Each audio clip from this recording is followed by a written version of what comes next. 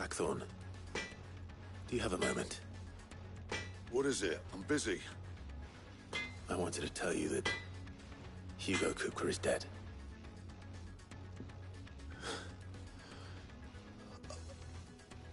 I can't tell you how long I've been waiting to hear those words. This is it then. A new beginning under a new Sid. I'll try to live up to the name.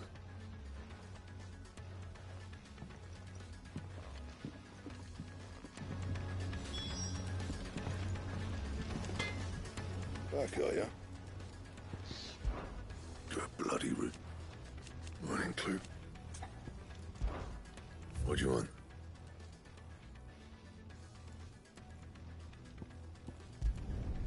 Not bad, if I do say so myself.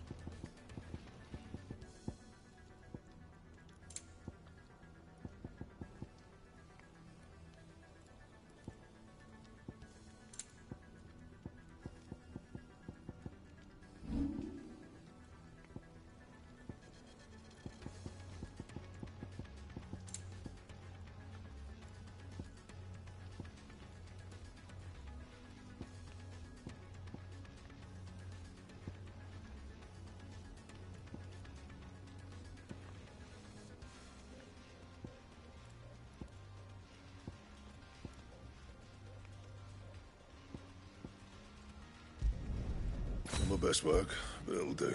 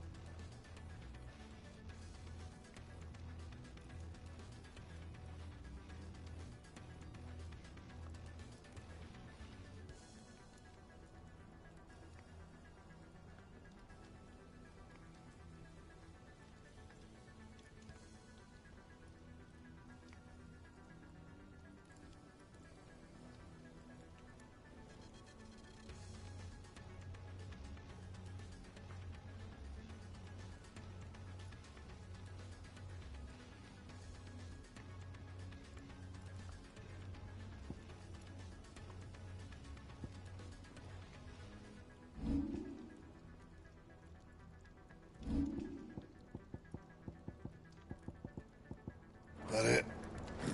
Fine.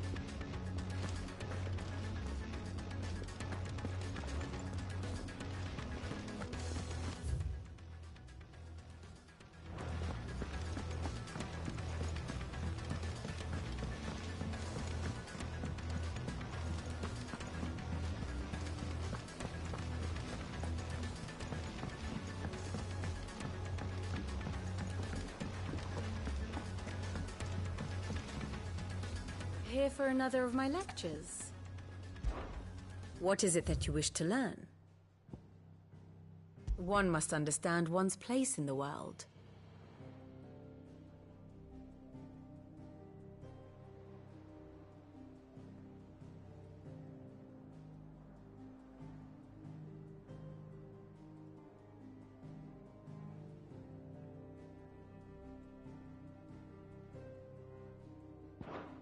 Very good.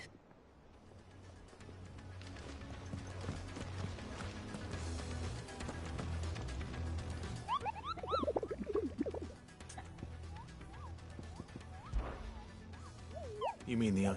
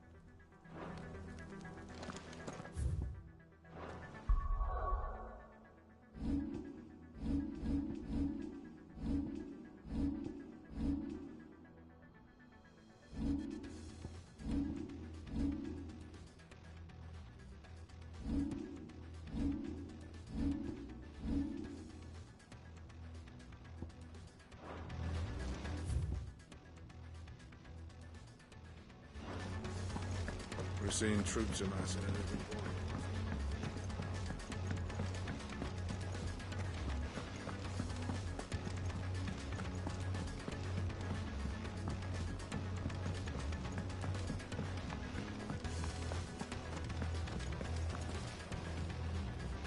Well, someone looks pleased with himself.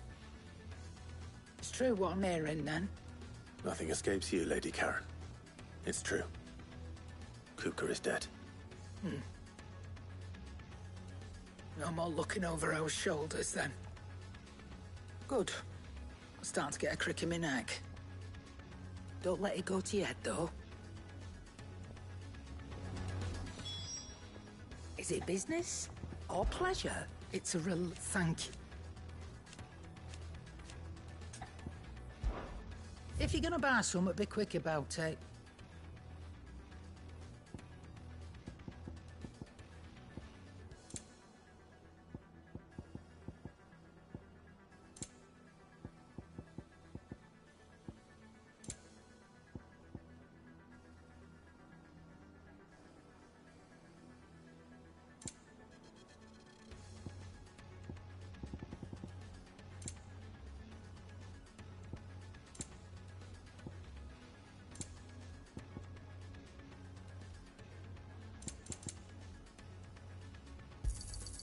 You're rubbing me blind, you know.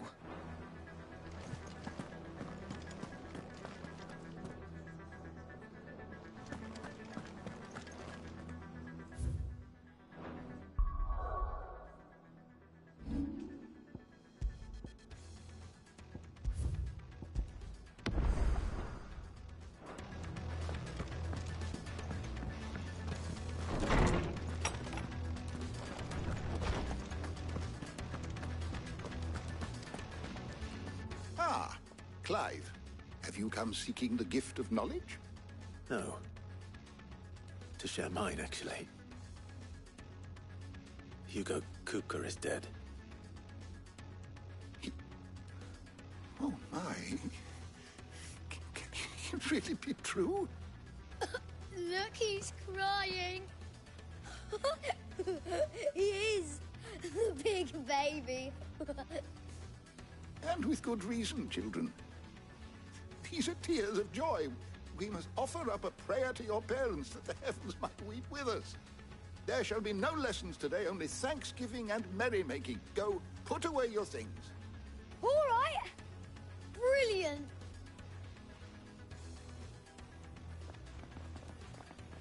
Finally, a new dawn has broken. It has. Thank you, Clive. I cannot wait to share the good news. Hippocrates. After Kuka fell, Ultima came to me. I need to know what he is. Have you learned anything? Alas, no. And not for want of trying. I have scoured nigh every historical tome in our collection and found nothing. Not even the sort of conspicuous absence that might suggest a concealment of fact. One is almost tempted to conclude that such a creature never existed. But I saw him. With my own eyes. I don't doubt that you did. Alas, it seems you are the only one who has. To others, he reveals naught. We see only that which he leaves in his wake, like some terrible force of nature beyond the ken of mortal man. A bringer of death. Whether the Ultima you met with was the being itself, or merely another projection of its power, I know not. But until I do, my investigations shall continue. Thank you. It means a lot. Right. Let's see if Otto has anything else for me.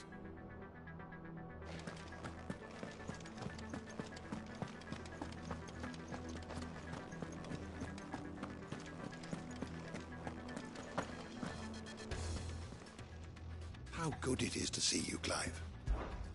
Look around. Still, why? I have said it.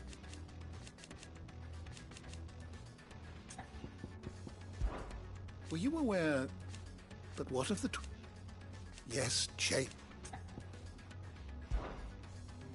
I don't believe you've read this particular chapter before. What subject shall we consider today?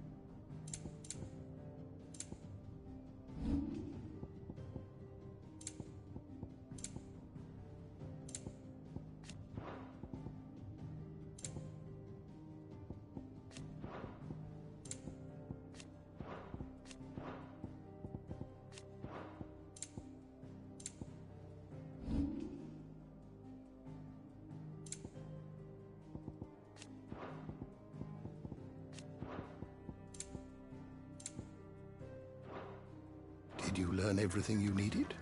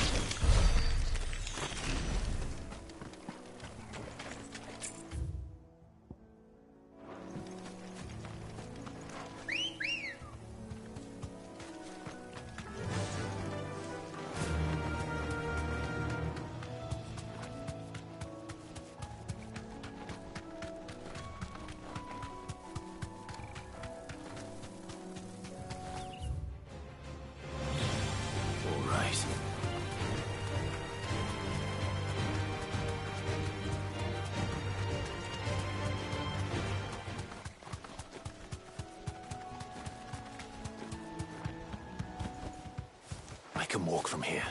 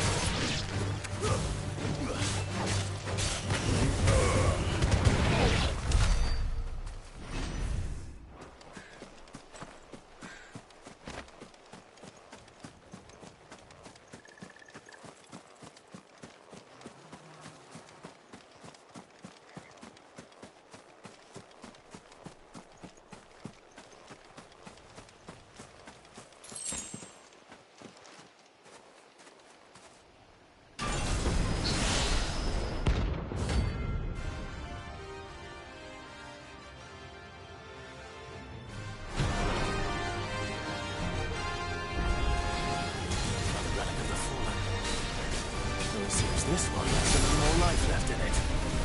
All right then. Thanks, boy.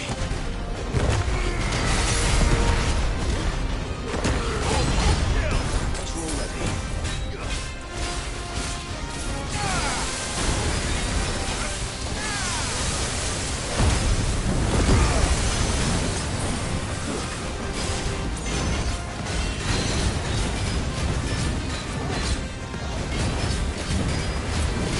All ready.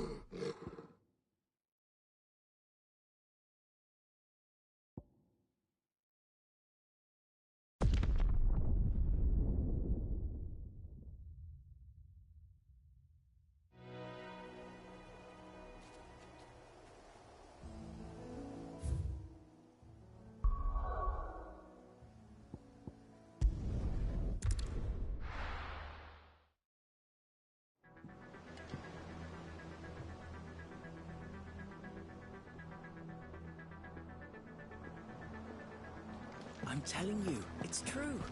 I heard it from Otto's own lips.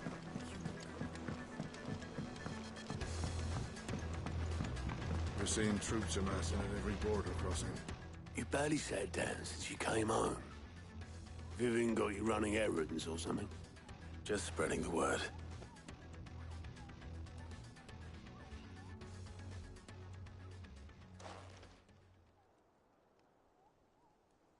So, the Professor's got a soft side, has she? I'd never have guessed. No. She was right, though. Everyone was glad to hear the news. Ah, but you ain't told everyone. I can think of plenty of friends back at the old hideaway who'd sleep more peacefully for knowing. Not least of all Sid. You should tell him. You're right. I should. And I will. Well, when you do, be sure to take Mid with you. She's been going at it hammer and tong down in that workshop of hers, trying to do her father proud. I can't remember the last time she visited the old sod's grave. Very well. I'll suggest it.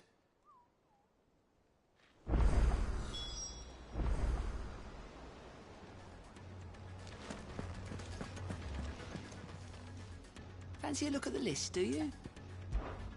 Anything catch your eye?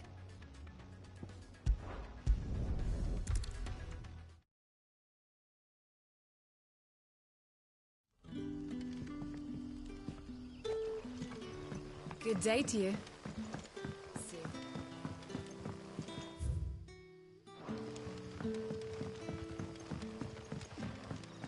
The crystals we get from the tailor are all but worthless. What can I interest you in today?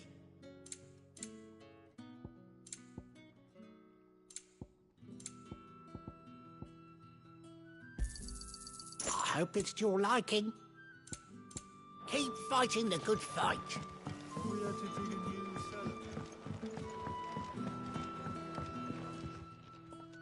Ah, Clive. Your timing is exquisite, as always. I have a concern which you may be able to assist me with. Go on. There are whisperings afoot of shadowy figures having been sighted outside the village. Rustlings in the undergrowth, suspicious noises. My people fear that they are being watched. It may be no more than a surfeit of nerves, understandable in the current climate, or it may be the prelude to something altogether more dangerous. Given what I hope you'll forgive me calling your nose for trouble, I wondered if you might investigate. Of course. Excellent. You might begin by speaking with the good citizens of Lostwing. Listen to their tales, and make what you will of them. All right. I will.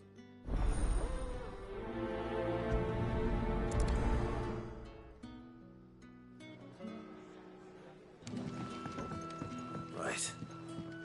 Let's see what the people of the village have to say. I'd better find out if this is just nerves, or something we need to take more seriously.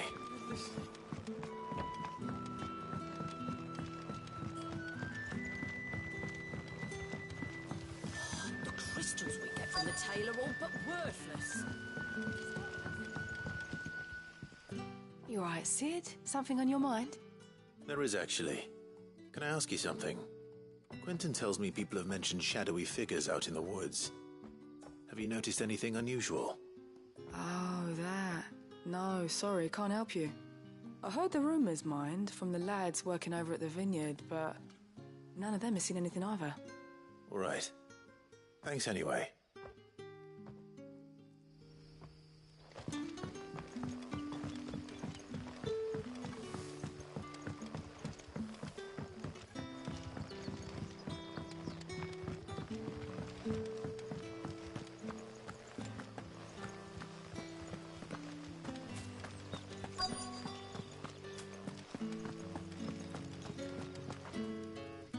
Do you have a moment? There's talk of suspicious figures in the woods. Have you seen anything out of the ordinary? No, but I've heard something. Sound of scraping metal, like someone sharpening a sword. Where was this? in Lorbert's Pass. Was out foraging for herbs when I heard it, screeching out from between the trees. Ran back here as quick as my legs would carry me, and I ain't been back since. I see. I'll look into it. Thank you.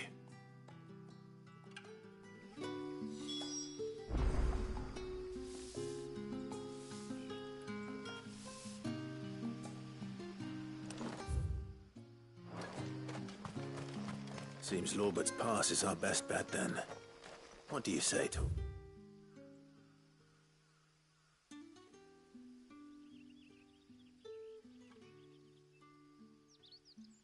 Ooh. Shall we go and investigate?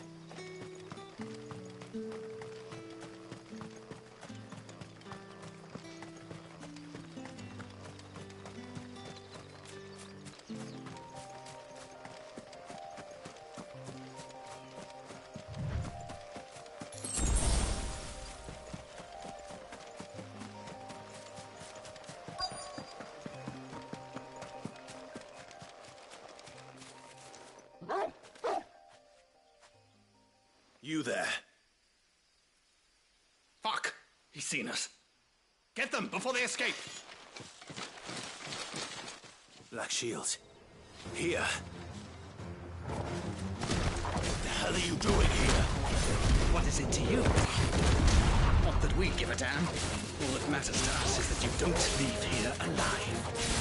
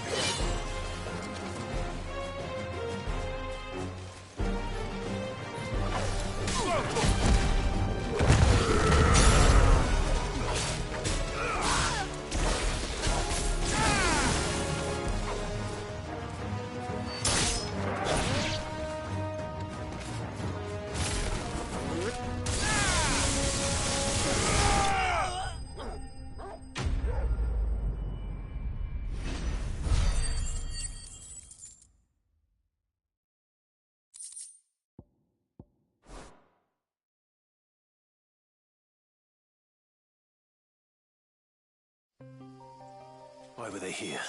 Are they planning an attack on Lost Wing?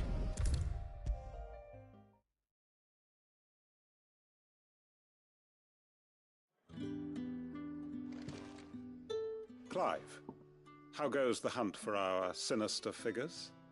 I found some Black Shields hiding near Lorbert's Pass. They're gone now. Black Shields. The Empress's former bloodhounds. Though they serve another master now. One who means to root out and destroy both me and those I care for. And it would appear the pack has finally caught the scent of its prey. Damn it all. I had hoped I would have more time than this. More time to prepare. But if we are cornered, we have no choice but to bite back. And bite back we shall. I'm sorry. You're going to need to explain. Who did the Black Shield serve now? And why would that person want you dead? Because I want him dead. Who? The former Lord Chief Justice of Sanbreque.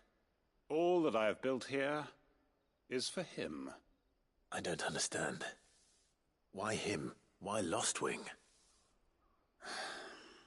I suppose it is better that you know the truth. I was a member of the judiciary once. So sickened was I by the injustice of this world, I swore to fight it. And fight it I did, in my own small way. I saw more than a few corrupt officials condemned to the very cells into which they had thrown blameless innocents. Men to whom the law was but a scourge to turn against the powerless. And throughout, it was the Lord Chief Justice who backed me, who was my one true ally in the quest to see justice done. So what changed? I discovered that he hunted bearers for sport. I was a fool to think he shared my hatred of venality and vice. His support for me was no more than a facade, a means of ridding himself of his rivals, a mask to hide the rot beneath. I filed suit against him immediately. His response, however, was rather more visceral. He had my entire family slaughtered, and he faced no punishment whatsoever. I lost everything. My loved ones, my livelihood, my position, the faith I had once held that any modicum of justice might be achieved through the courts. So I set about enacting my own. I tracked down every soul who served him and slit their throats myself. But the man himself proved an altogether more difficult target. With money and power come protection. And so I saw that I would need an army of my own. I came here to Lostwing and began recruiting like-minded individuals. And everyone here knows this is why you do what you do. Of course. They too have lost loved ones to the bearer hunts. Seen faultless friends sent to the gallows to spare the guilty, all under the watchful eye of the Lord Chief Justice. Our wounds are the same. And our cause is the same. We are comrades, and our revenge is already in motion. We know where he hides, how numerous and well-trained his guard. What we did not know until now, however, was that his plans may already be in motion too. Quentin. Our time is short. He may move against us at any moment, unless we move against him first. My friends and comrades, it begins. Make ready for war.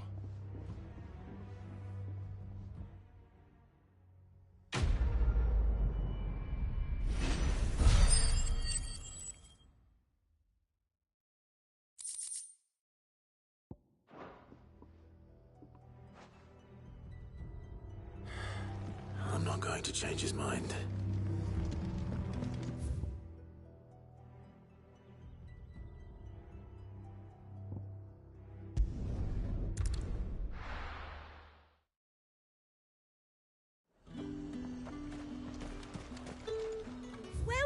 Welcome.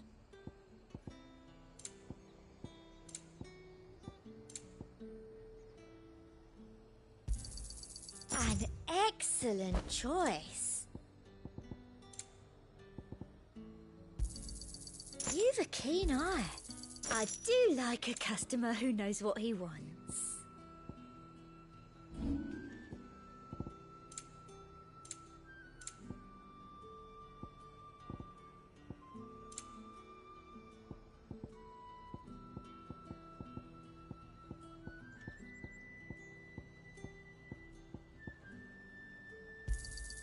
That's the best I can do. I doubt you'll get more than that in the capital. And a fine, fine day to you.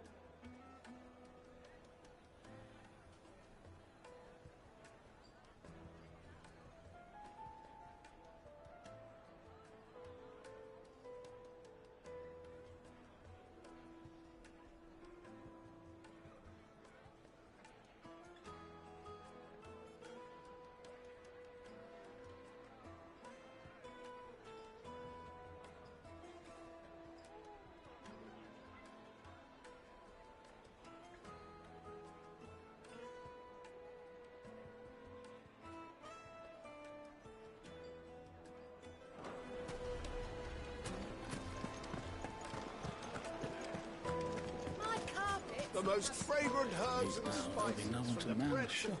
Gone, just like that. And without so much as a by your leave. What's the matter? It's my apprentice.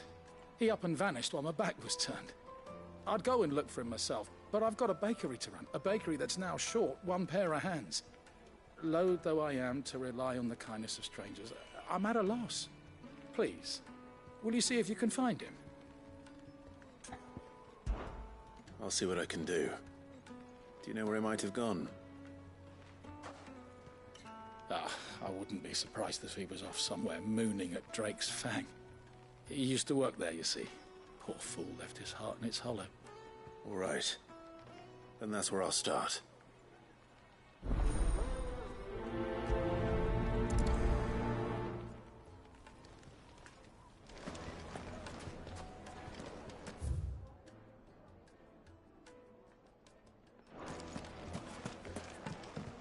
Oh, where did all the men of the rock go? Plates and pots!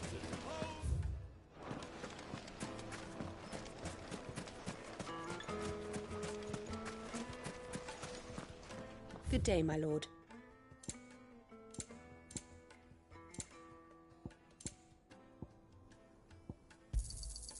Here you are. Fare you well.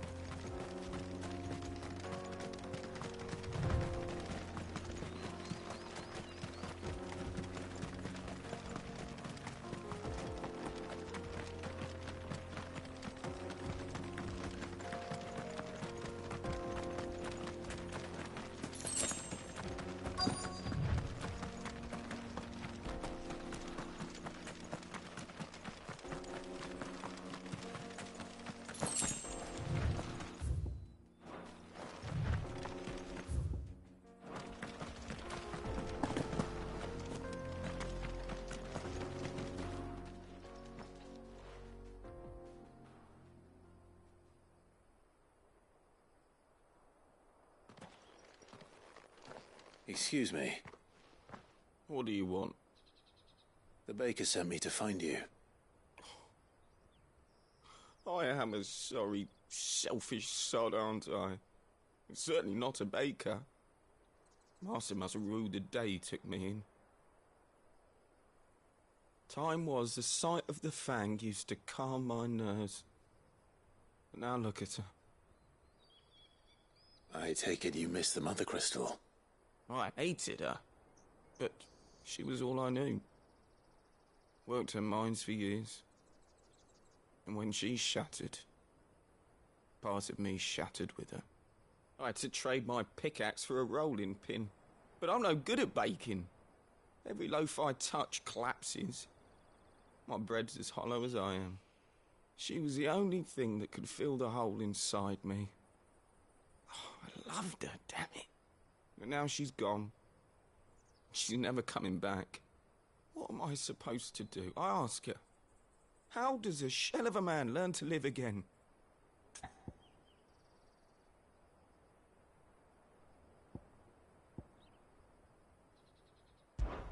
Perhaps you could express yourself in your work.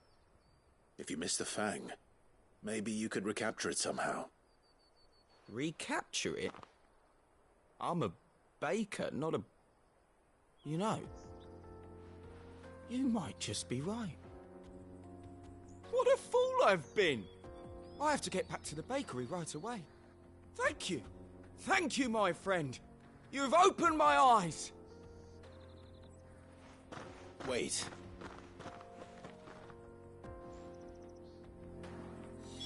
Suppose you won't be needing an escort then.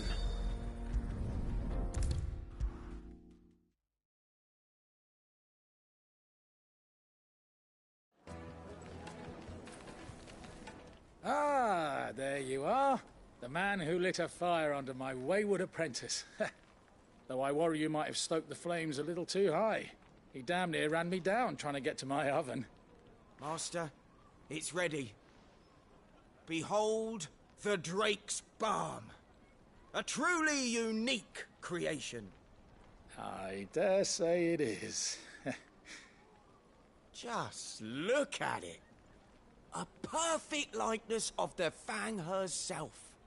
Her steepled peaks, her fulsome spurs, her inviting hollow.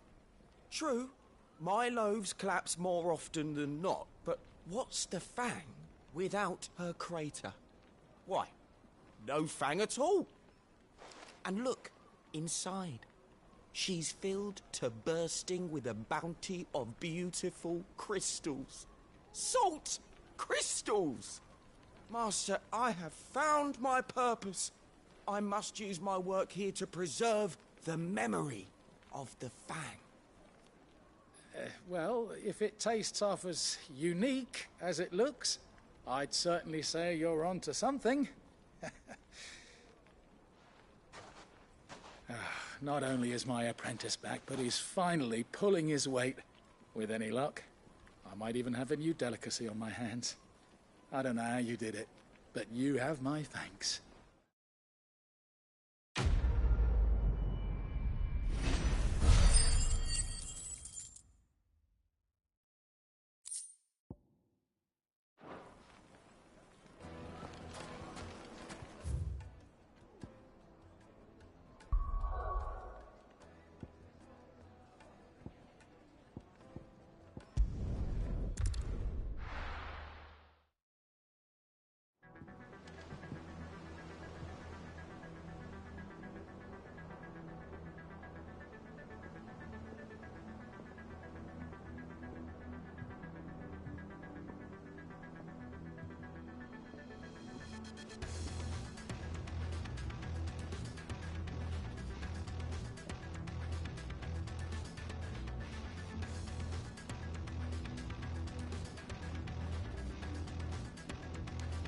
I'm telling you, it's true. I heard it from Otto's own lips. He's dead. Oh, what a relief.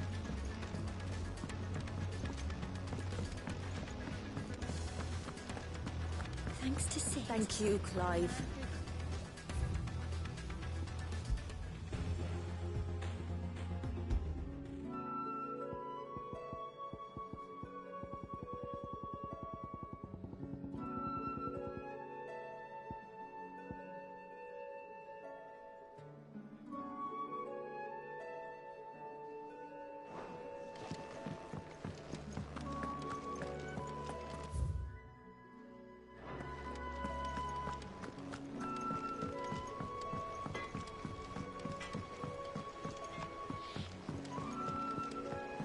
I went up to give some greens to the driver.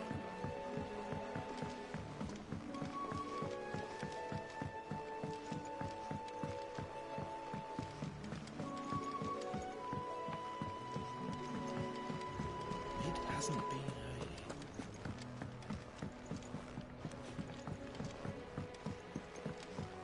Editors started reading books that don't have any pictures in.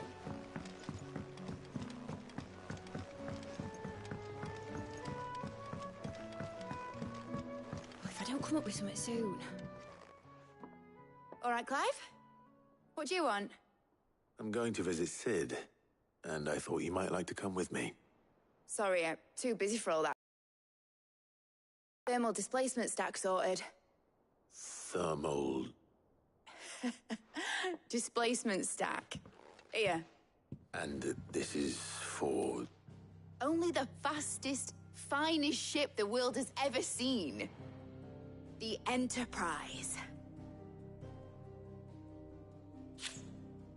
Me and my dad designed it together. Where other vessels rely on the fickle winds to drive them through the water, ours is fitted with mithril engines. And those things have got more push than a behemoth in a bad mood, and more heat than all the hells put together. Which is where the stack comes in. I may have already talked some tight-lipped shipwrights into putting the hull together for me in a little dockyard in Canva. But the stack's a bit more involved, so I'm building it here. Thing is, it's so involved that I'm running behind and it's starting to hold things up over at the shipyard. I'll come and see my dad, though, when I'm done. Whenever that is. Is there anything I can do to help? Good old Clive. I were hoping you'd say that. First things first, I need some parts mecking. The sack will be made up of 3 major components. There's the plating, here, that channels hot vapors away from the engine. The helm over the top, that disperses all that heat into the air. And the shielding around the sides. That stops the rest of the ship from going up in flames. A full suit of armor, then. Probably best to take it one piece at a time. Then you'll need to start with the plating. Everything else fits onto it. I've got the designs and the list of materials here. Show these to Blackthorn. He'll know what to do. I can't make head nor tail of them. Luckily, you don't need to.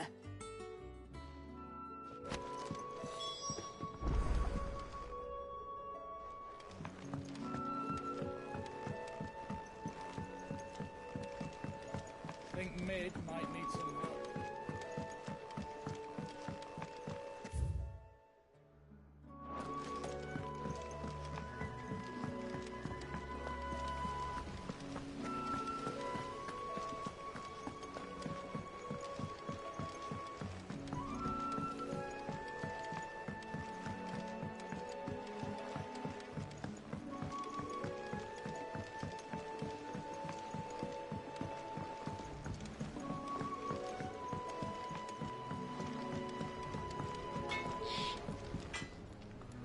Blackthorn, can I ask a favor? Out with it. It's for Mid. This my last chance to say I'm otherwise engaged. Spare myself the arseache. Go on then. What is it this time? She said you would know. Here.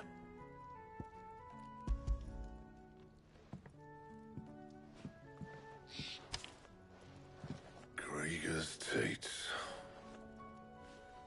Well, I don't know what the hell you'd want this for, but I can make it. Won't be easy, though. And I'll need help. Get Gavinotto in here, will you? All right.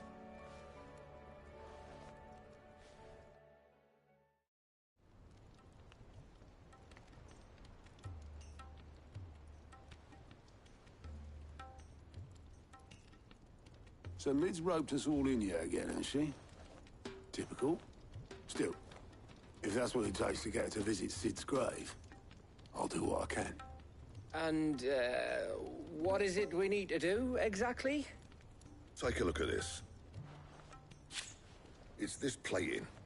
The usual saw grade steel won't work. We need something that can get very hot, very fast, and still keep its shape. That means an alloy. Something that won't break or buckle at the temperatures she's talking about. Which is where you lot come in. I need materials, and I've got my work cut out already. You'll have to fetch them. Now, there's a special kind of sand I'm after that you can only find out in the Valcroy. Stardust, they call it. As for the rest of the stuff, my usual supply should have it in stock. It just needs buying and bringing back here. Well, we'll get it done quicker if we split up. One of us should probably give you an hand coat in the sand. And the other can go and get the rest from this supplier. Right then. Well, make your minds up who's going where, we can get this over with.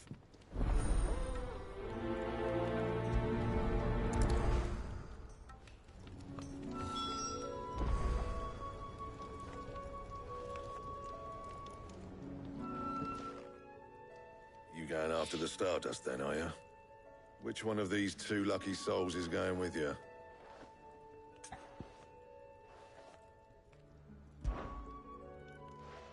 Otto, you're with me. All right, then. Where do we find this Stardust, and how will we know it when we see it? There's a river that runs through the southern reaches of the Valcroy. It's the black sand that washes up on its banks that you're after. And I'm guessing you'll be needing sackloads of the stuff. Might be worth our importers at the Dalimil Inn. I'll head down there. See about finding us a wagon. All right. I'll meet you by the river. Yous two take care, eh? I'll go and see this supplier. Just don't let the bastard fleece you, eh? He wouldn't do that. He's Blackthorn's mate. Isn't he? Best of luck.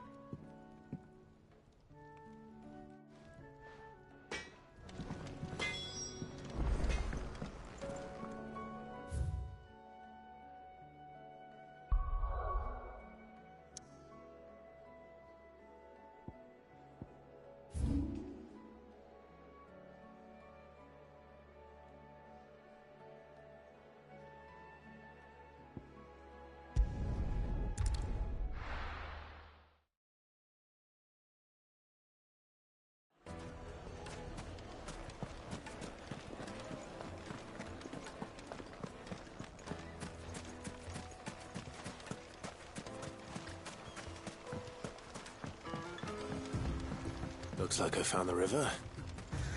Now where's Otto?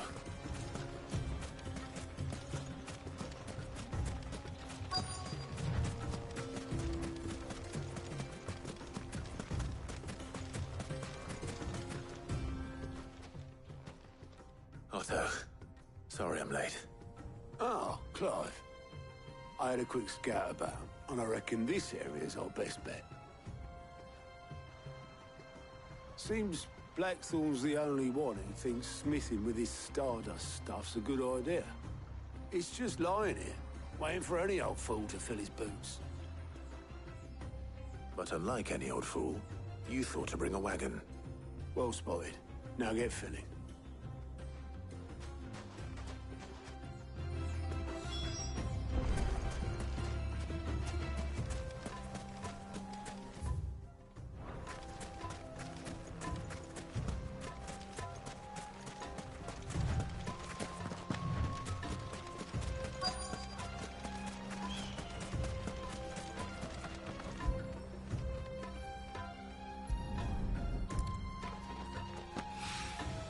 So this is Stardust.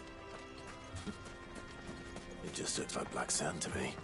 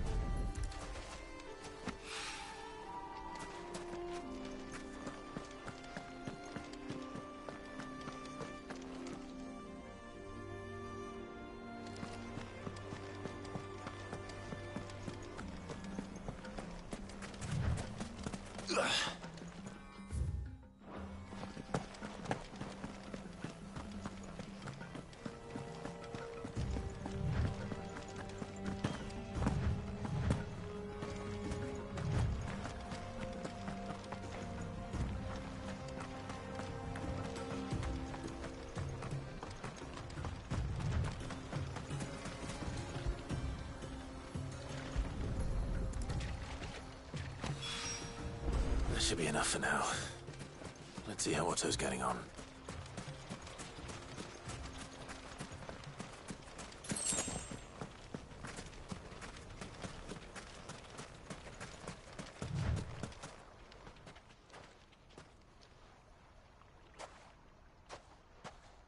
How much did you get? Enough. I hope.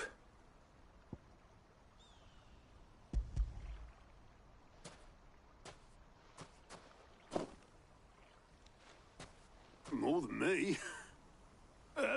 Put it all together and I can't see Blackthorn complaining. Much. Here, Clive. Do you fancy a walk?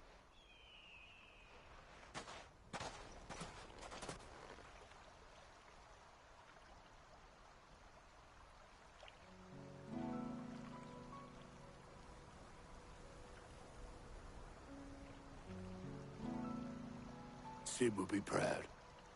Of what? Of you, you idiot. The way you've carried on what he started. When we first met, I had you down as a spoilt little puppy who enjoyed nothing more than biting the hand that fed you. But 5 years on, you're the one doing the feeding. So thanks for proving me wrong. You weren't wrong. But I changed. Thanks to Sid. And thanks to you. When I suggested taking on his name, you were the first to back me. And if you hadn't, no one else would have. I couldn't have done any of this without you, Otto. Yo, give over. You're making me blush. All I did was choose hope over despair. I gave you a chance, yes, but you're the one who took it. You took a rabble of homeless, hopeless outcasts and put them back on their feet. Gave them something worth fighting for, just like the old Cid did.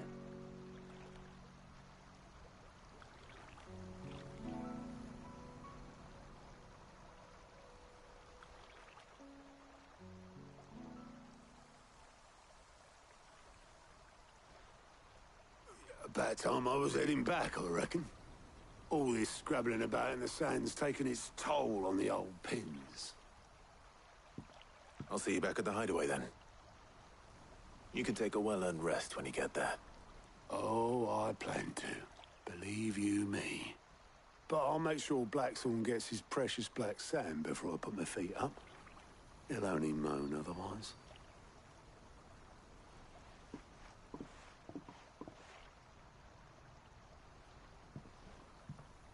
Right. Ready to go home, boy?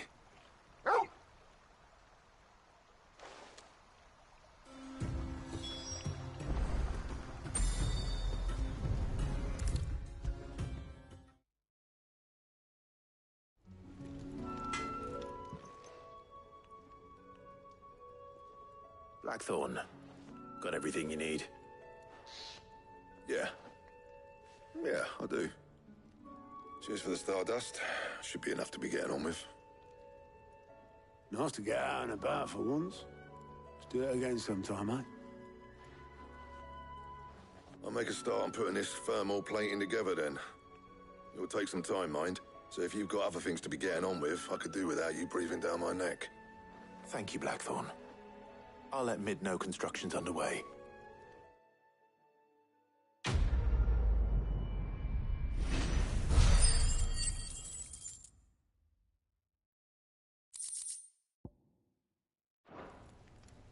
Suppose we'd better be getting back to work too. Give us a shout if you need anything.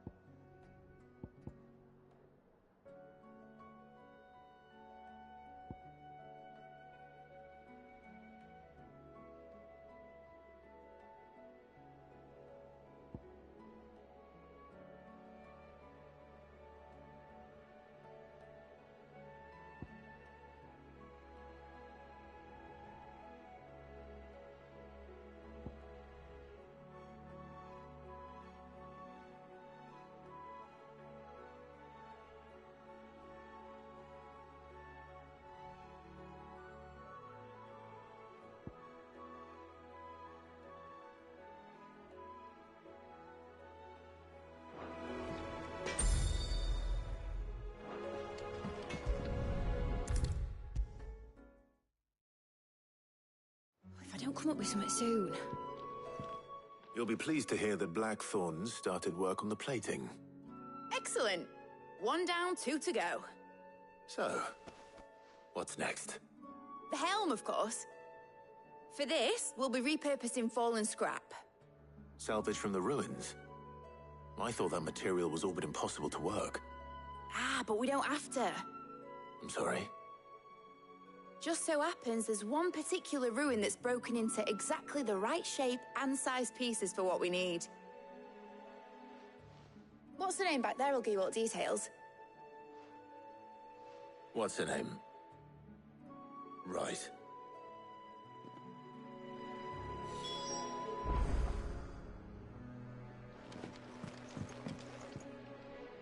Oh, Sid, is this about the helm? Yes. Mid said I should speak with you. I'll show you the plans then. Here you see the mithril engine, in which mithril is burned to generate heat. That heat is then harnessed to produce motive force. Excess heat is dealt with by means of the thermal displacement stack, which disperses it into the surrounding air. Now, were we to rely on thermal plating alone to achieve this effect, the rate of excess heat buildup would far exceed the displacement coefficient of the plating. In other words, the reactor would overheat and eventually explode. This is where the helm comes in.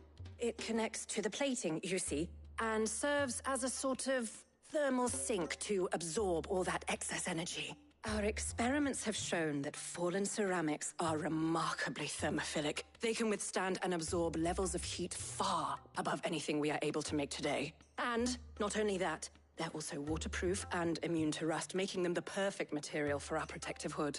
Why, if sea or rainwater were to enter the reactor proper, it would vaporize instantly. The forces produced would tear the ship from stern to... You can stop there. I understand. Mid said we might be able to use parts of a fallen ruin. Where would I find it? Ah, yes. It's in Lorbert's Pass, near Lostwing. The thing is, well, I probably should have arranged to have the pieces we need brought here sooner. You see, a certain unwanted visitor has taken up residence there. It's no longer a matter of just walking in and taking them. It's, going to be considerably more dangerous than that. I see. Then I suppose I'd better deal with this unwanted visitor for you. Would that help? Oh, very much. Thank you, Sid. I'll gather my team and head there right away. We'll meet you outside the ruins.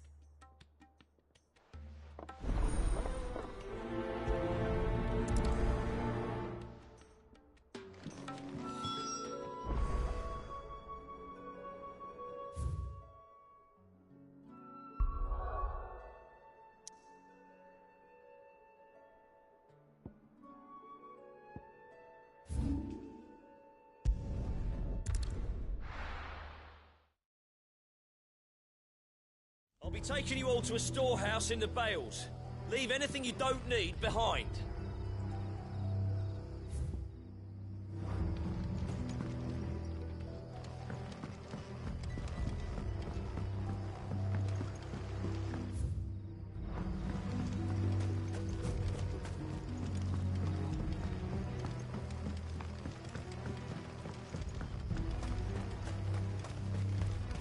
If you're ready, we leave at once.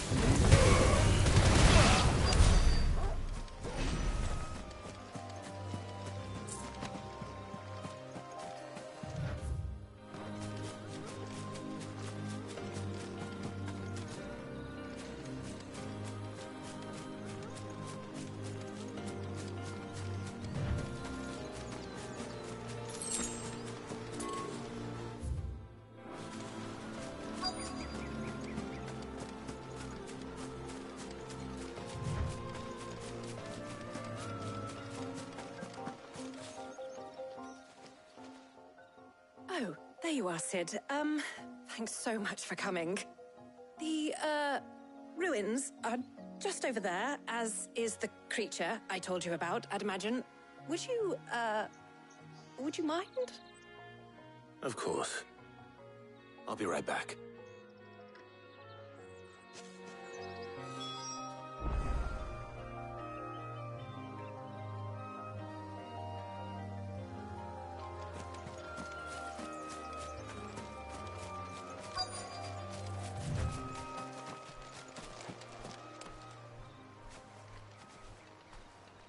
Anybody home?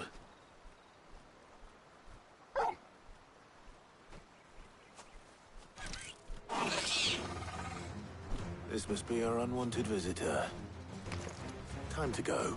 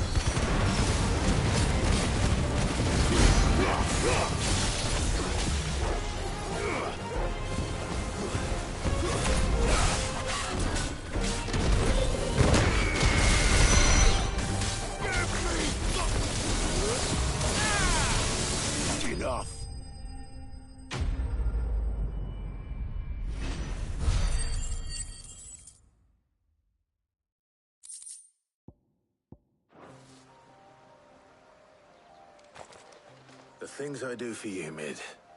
Sid! Oh, thank goodness you're safe. You shouldn't have any trouble now. Indeed. Well, don't let us keep you. We'll, see that everything is transported safely back to the hideaway. All right. I'll let Mid know you're on your way.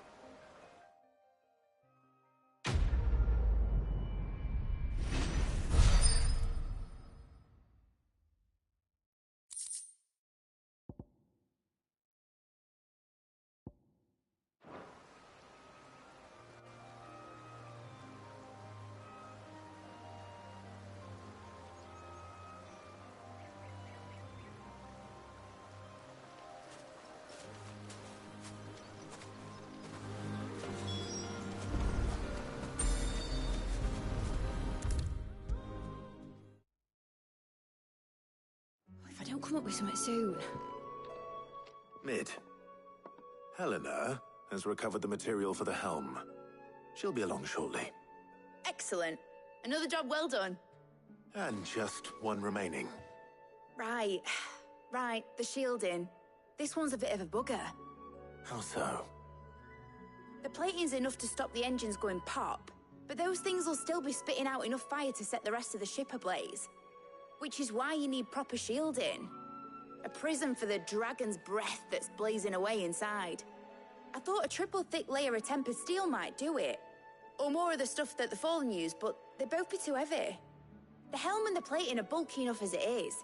Add any more weight and the whole ship would be at the bottom of the briny before we'd even started. I need something light. But I've wrapped my brains and I just can't think what would do it. Well, if I were in need of obscure knowledge, I know whose counsel I would seek. Harpocrates. Tomes? Yeah, well, I'd thought of that, obviously. I've got all the details written down here. Can you take this to him, see what he makes of it? Right away.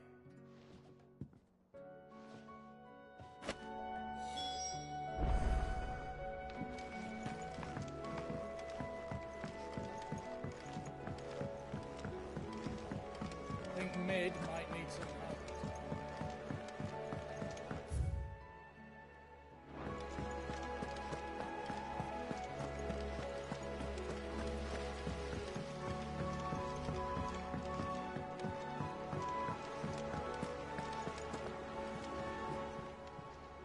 How may I help you today, Clive?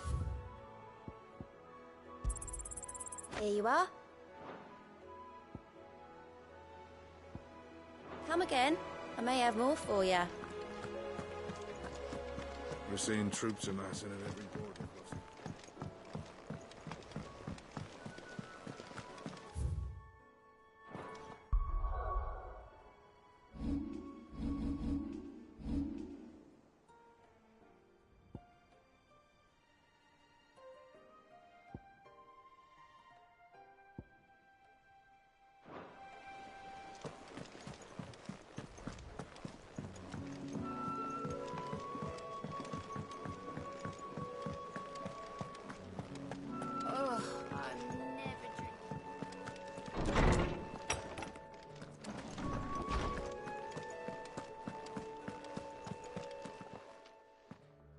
Hippocrates, do you have a moment?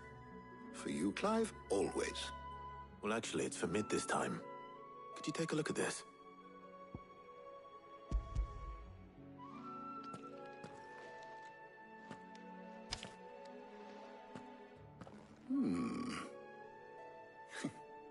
Shielding for a mithril engine?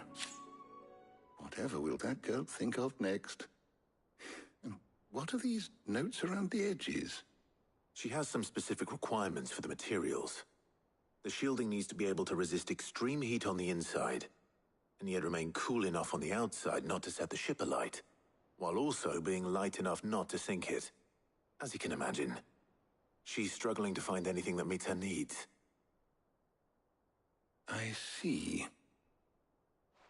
I wondered if you might know of a solution, or if you might be able to search the records for one.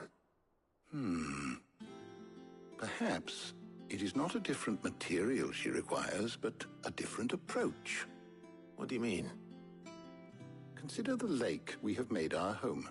Its blighted waters eat away far more quickly than fresh water or even brine, at timber and steel alike.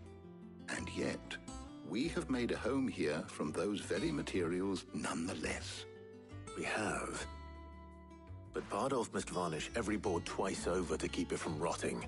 And Obelus complains that without a constant supply of pitch. I see. Early Gregorian histories speak of a preparation known as moon dew. It is said to be able to resist even the most ferocious flames. Before the dragoons tamed the worms and wyverns of the realm, nobles would daub their castle walls with it in order to guard against dragonfire. So if we could recreate it... It might be applied to some material or other in order to provide the protection Mid requires. As to how best to apply it and to what material, perhaps Bardolph and Obelus might be of assistance. I shall speak to them and see what wisdom they might have to offer. If you would be so kind as to procure the necessary ingredients, I shall discuss the specifics of how it might be most effectively put to use with our two friends. The knowledge of the past may yet prove useful to we of the modern era. Thank you, Hippocrates. And since you're asking others to help you, perhaps I should too.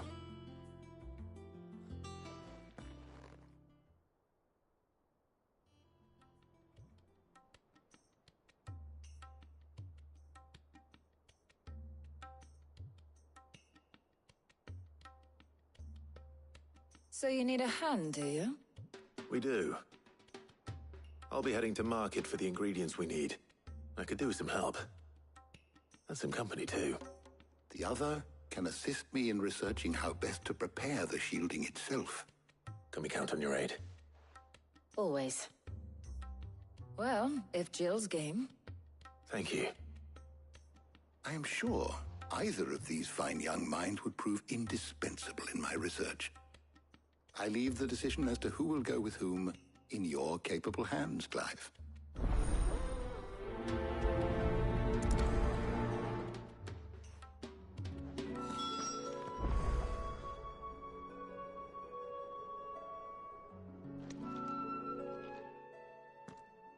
So, Clive, have you made your decision? Who will accompany you on your little excursion?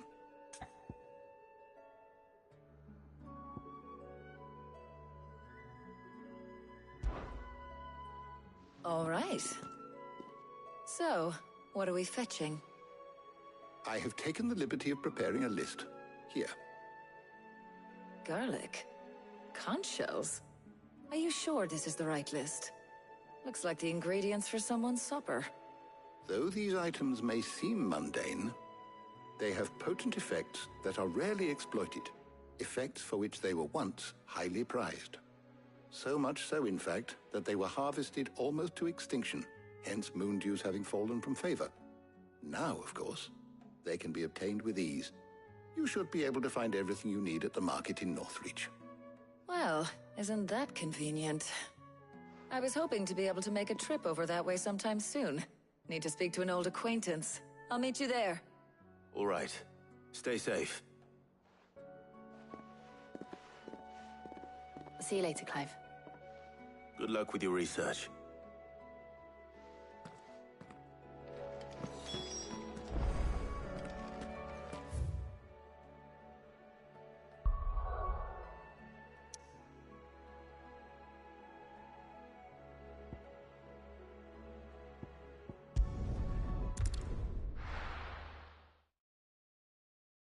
Now, where's Taya?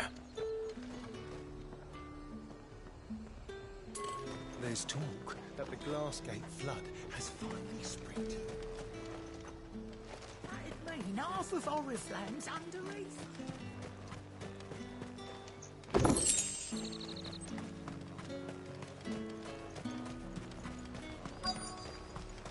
Keep them pilchards nice and chilled. Need to stock up on I won't these. have you sport. There you are, Taya. Ah, and there you are. We shouldn't have any problems finding what we need in a place like this. But if time is of the essence, perhaps we should split up. Take a few items each. All right. What should I look for? Let's see now. Why don't you take the garlic and the pepio nuts? Meet me by the gate when you've got them.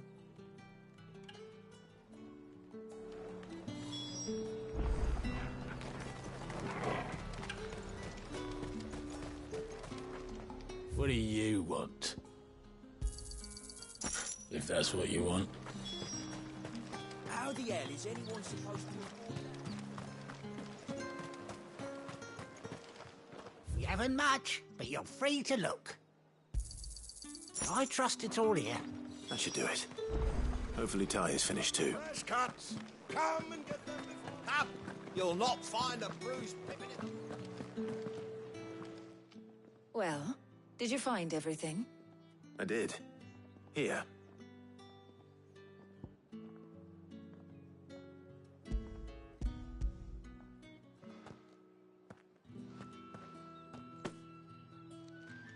Garlic and pepio nuts. Job done. We should get this back to Tomes then. He'll be waiting.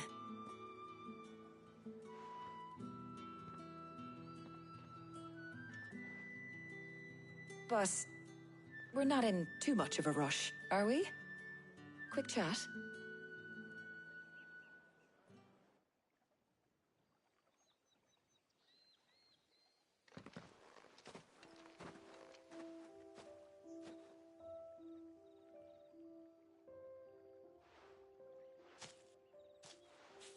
Do you know, I think this is the very first time we've been out on an errand together. I think you might be right. In all the years since you and that scowl of yours first appeared, you haven't invited me out once. For shame. Well, it seemed long overdue. And you did say you had some shopping to do. I was hoping to restock my supplies of herbs and liniment, yes. You and Jill alone burned through them like wildfire. No luck, though. My usual supplier's not here, and I refuse to pay the prices these gougers charge. I'll ask Karen when we get back. What is it? Oh, just memories. I came here with Sid once, shopping for supplies, just like today. And just like today, I came away empty-handed. Sid even said he'd speak to Karen for me when we got back. Has it really been 5 years? I remember it as if it was yesterday. Hold on. Does that mean it's been 5 years since we met? Feels a lot longer. It does. In a good way, of course. Thank you, Taya. For what? For everything. I just want you to know that all you've done for us, Or you still do. It's appreciated. Do you think I'd stick around if I thought it wasn't? But in the spirit of sharing and caring, you're appreciated too, by all of us.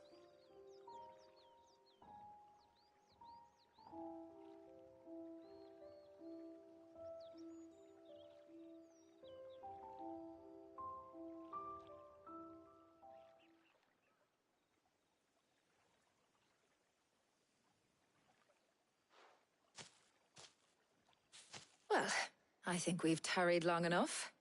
I ought to get these ingredients back to Tomes so he can make up this concoction of his. I'll meet you back at the hideaway, all right? All right.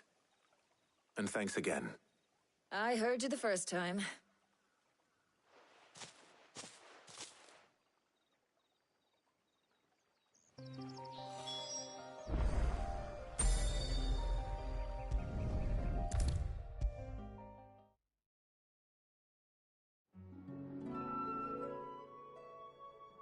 How's work on the shielding progressing, Hippocrates?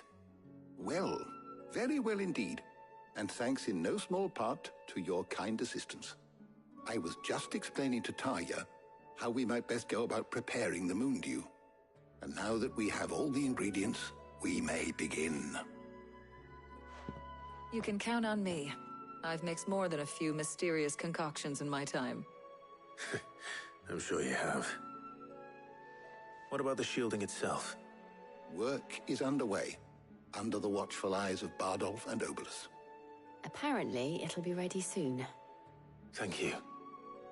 All of you. Right then. Jill, would you join me in the infirmary? Many hands make light work and all that. Of course.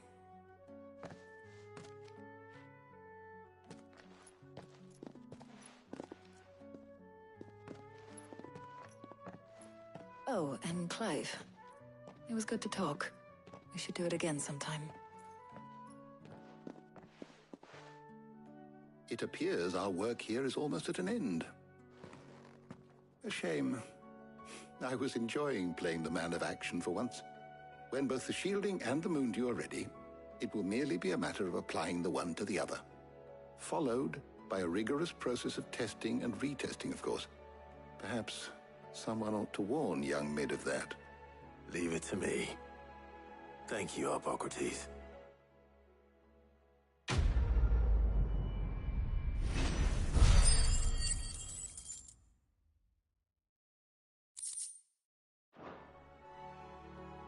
Well, I'd better go and give Mid the good news then.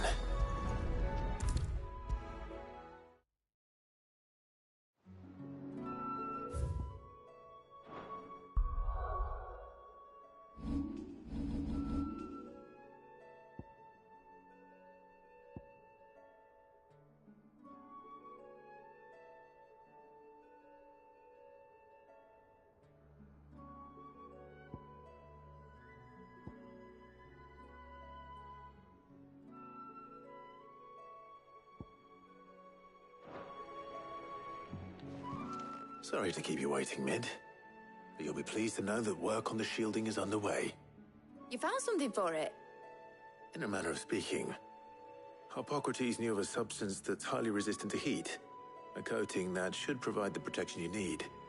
He's supervising the construction and testing of the shielding as we speak. Brilliant! I knew you wouldn't let me down. Don't thank me. I'm just the errand boy. Right then, better start working out how to bolt all these bits together. To the Black Hammer!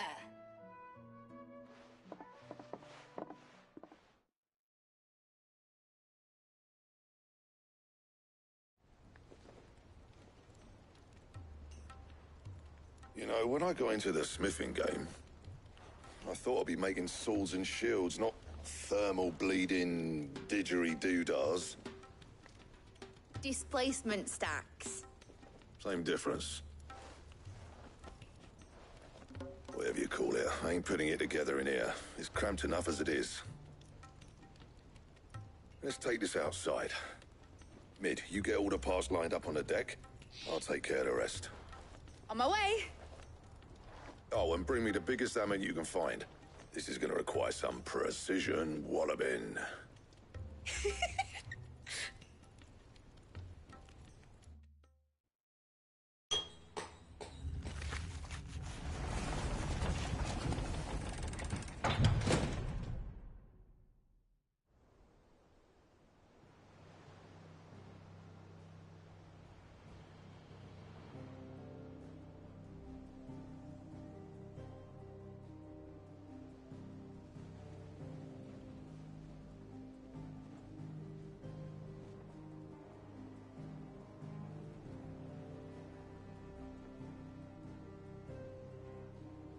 It's finished! It's finally finished! Thank fuck for that. I'll be feeling my hammer arm for weeks. Thank you, Clive, Blackthorn, everyone. That's one down and just 3 more to go. I'm sorry. Oh, didn't I tell you? The Enterprise has 4 mithril engines, and we'll be needing a displacement stack for each. You don't mean... Don't worry. Now they've got a finished one to work off, my gang in Canva can build the rest. Good luck to them, I say. Right, I'm off to get a sling for this elbow. Any other work comes in, keep it to yourselves, eh?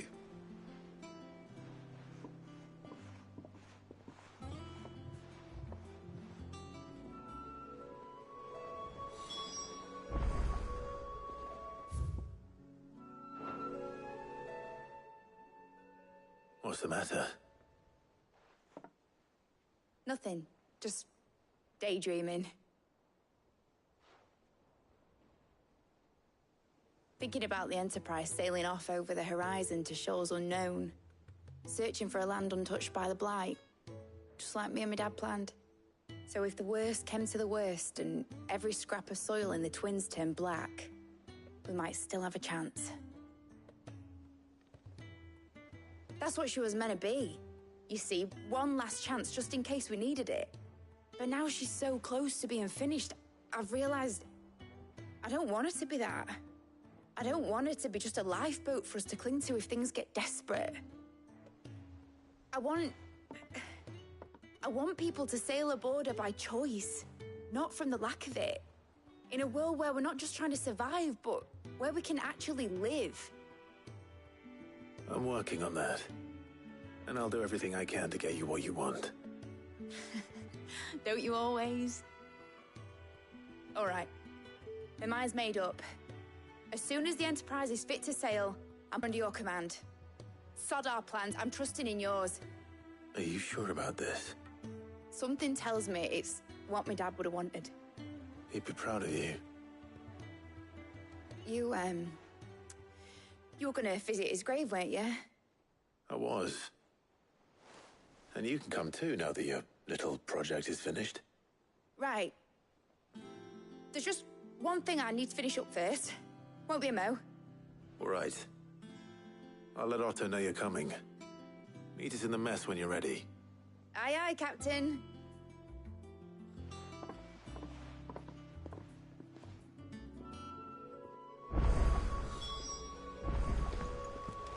Is that the thing Tomes helped to build? Yeah. He said it was some sort of...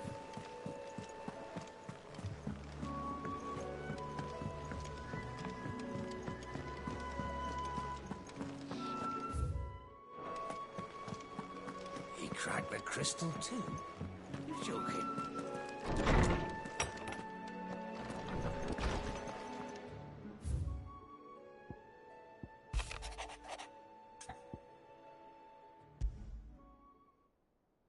Trouble with the ledgers. Shouldn't he be asking Otto for help?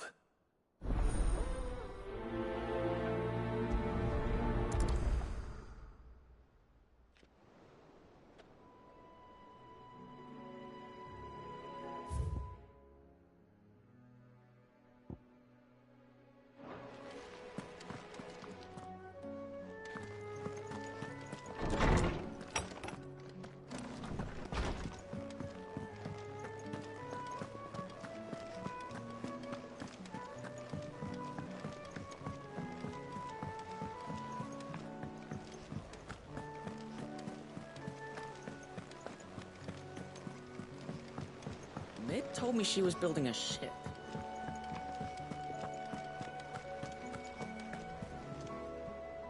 Clive, did you get my letter? That's why I'm here. Shh. Otto might be listening. Is this better? A little.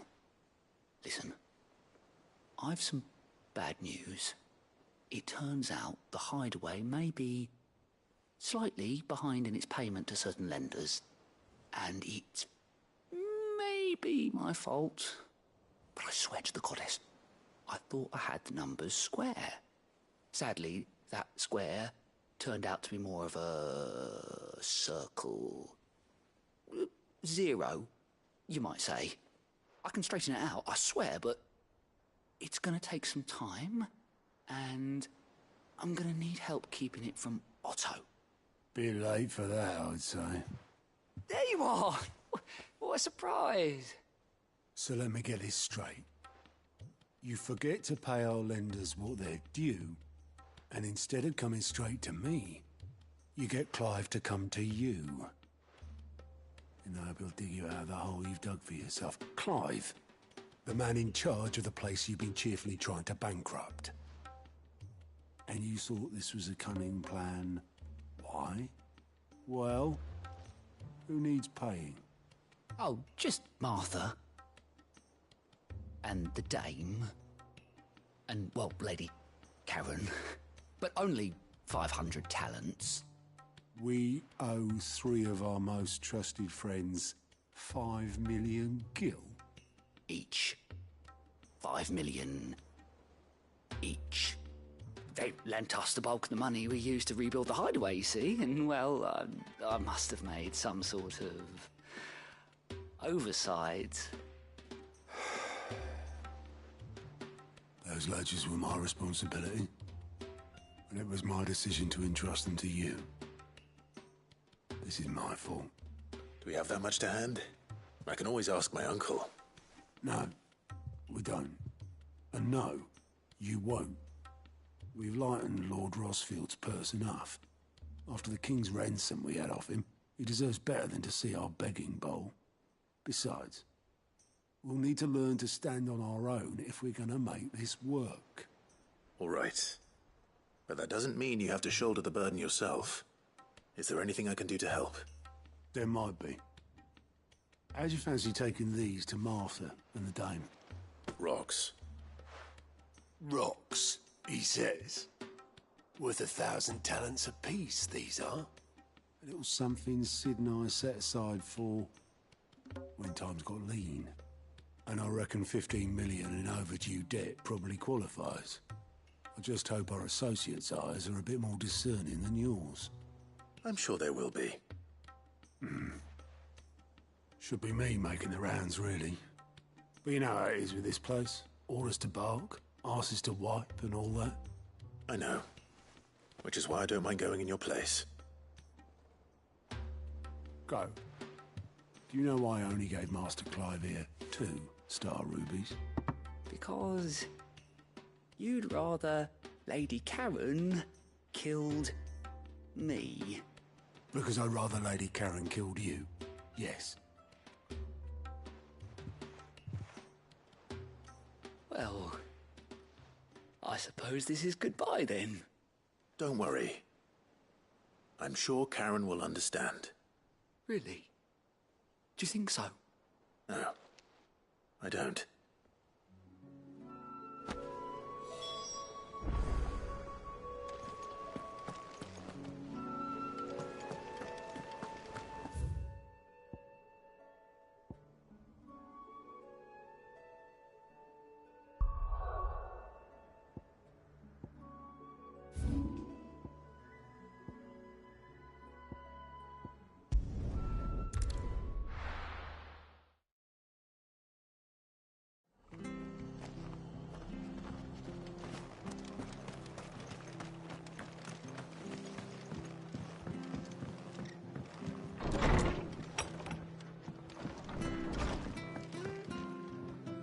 Clive, we weren't expecting you. I wasn't expecting to be here. But it seems we still owe you a considerable amount of coin for your help with our rebuilding efforts. And though I doubt it's what you were expecting, we were hoping you'd take this as payment.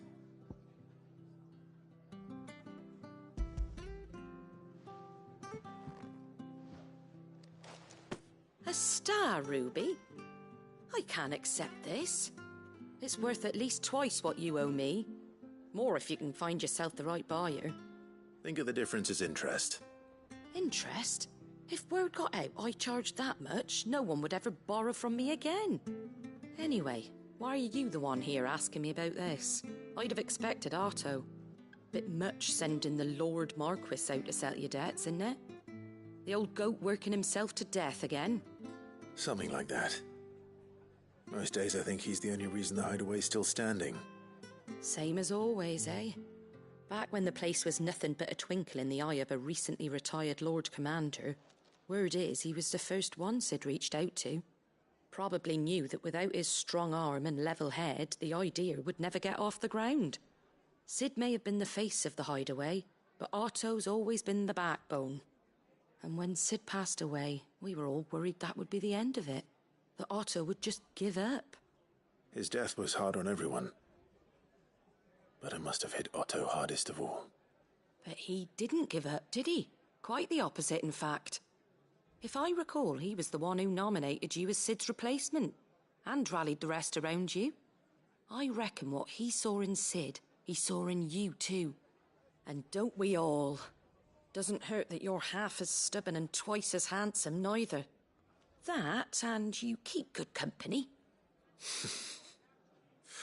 I suppose I do.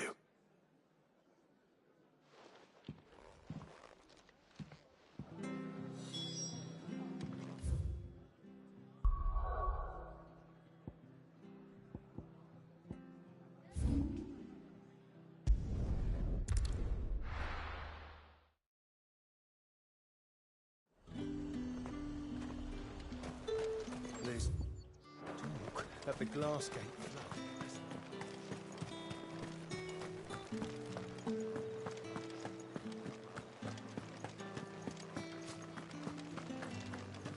Did you hear? The gate's to heaven. I want to see.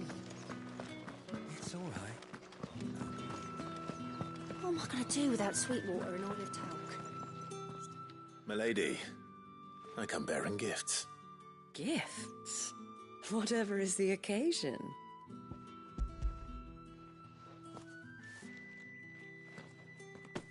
Oh my. Clive, you really have outdone yourself. Otto asked me to give it to you. To settle the hideaway's debt with the Veil. And to compensate you for the time it took us to do so. You disappoint me, Clive. I thought you might finally be warming to me. Tell Otto he can keep his baubles. I tried to tell him as much the first time around. The man owes me nothing, nor does the hideaway. My contribution to the restoration effort was made freely and willingly. It was the least I could do. You once told me Sid did you a kindness.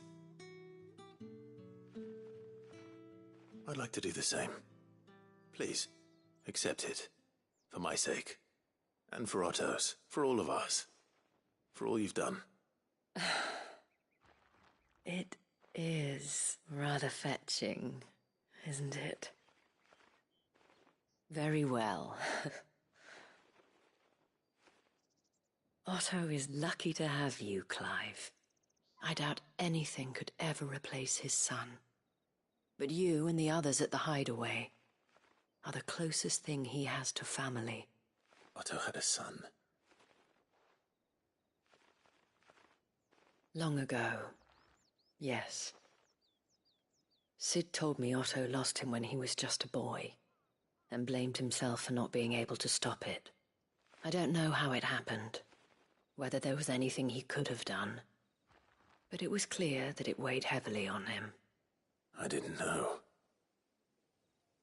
How could you have? I doubt anyone did. Besides Sid. I've never met a man more keen to bear his sorrows in stoic silence. An ill habit, given that both have always been surrounded by friends desperate to help them. I'm beginning to see that.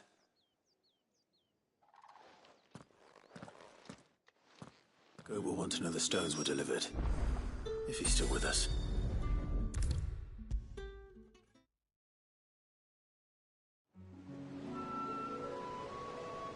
Goat. Still alive, I see.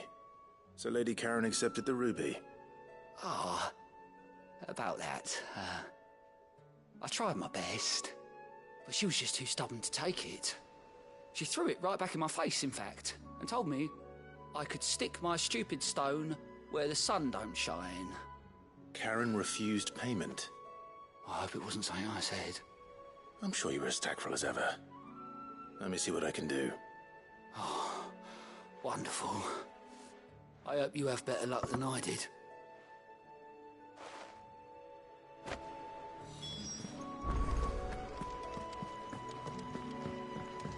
Mid told me she was building a ship. Is that the thing Tomes helped to build?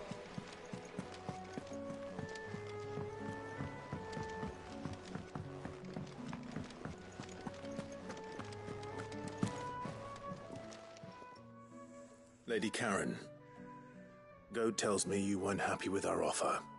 Would you prefer the debt was repaid in coin? What debt? I don't recall lending any of you lot me hard-earned gil. I may have tossed a talent or two in the Hideaway's coffers, but those were donations, and you can hardly call it charity if you go asking for it back. Of course not. But one good turn deserves another. And our circumstances have changed. Surely you wouldn't shun the gratitude of a pauper who happened to have become a prince. Oh, so you're a prince now, are you? Fine. But I'm selling it and taking what I'm owed, then you're getting the rest whether you like it or not.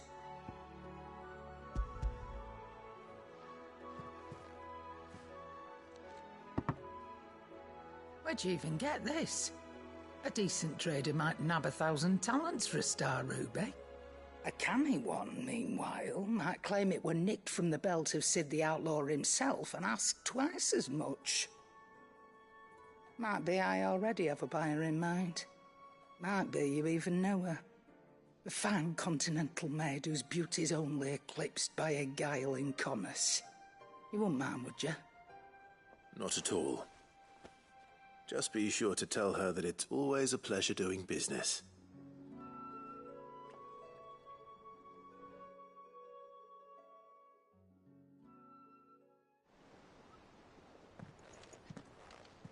I hear you ended up delivering all 3 stones.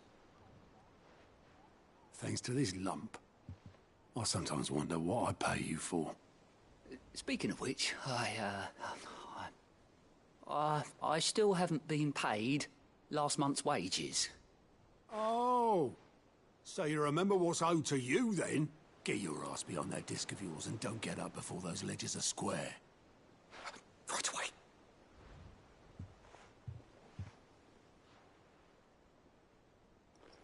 I've seen that before. Yeah. Plenty of times. It was the only goblet Sid ever used. Either out of habit, or because the filthy sod couldn't be bothered to find a clean one. I knew so little about him. Like most people. Martha and the Dame both seem to have fond memories of him. I bet they do. How long did you know Sid before he... Before he died. 20 summers, give or take. Back in the day, I was a purser on a trade ship, which is where I met him. He bought passage to... oh, forget where. But having nothing better to do on the long nights, we set up drinking island rum till the morning bell dragged me back to my duties. Quit my post not long after that. On account of making a fine maiden's belly fat. But me and Sid stayed close, promising we'd one day sail the seas again. That was before fate stepped in and said she was having none of it. The magic woke inside my son soon after his first name day, and there was no hiding his knack. Couldn't you and your family have? My family were the ones who summoned the constable, wanted the monster taken away. I couldn't turn my back on him, forget what I felt, and I couldn't for the life of me understand how they could. Luckily, Sid was of the same mind as me. It was him who stood beside me when all I wanted was to tear the whole world down.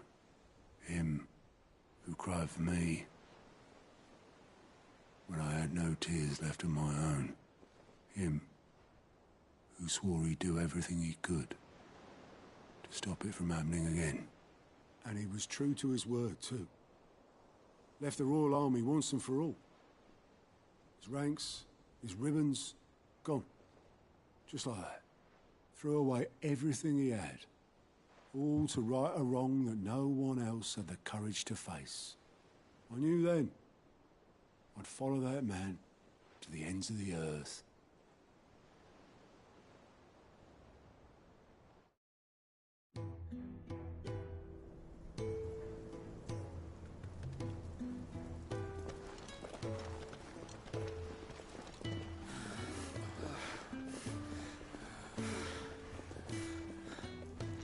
He was always too clever for his own good, was Sid. Saw the world for what it really was, while the rest of us were content to go along with the lie we were shown. And it can't have been easy, bearing that burden alone.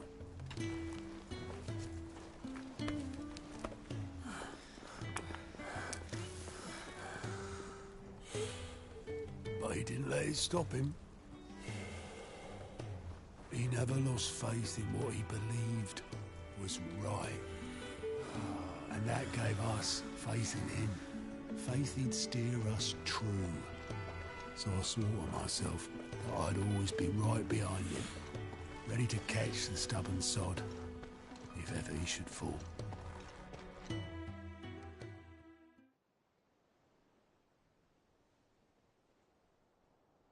But I couldn't even do that.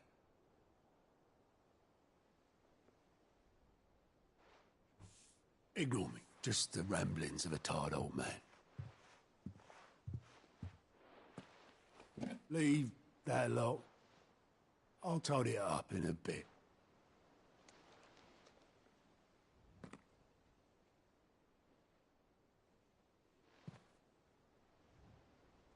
This is Sid's handwriting.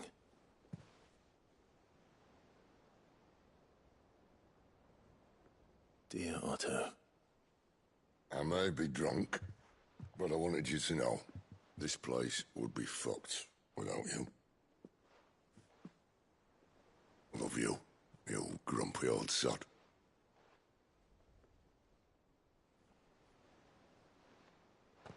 This note. What about it? Sid was right. Without you, we'd all be lost.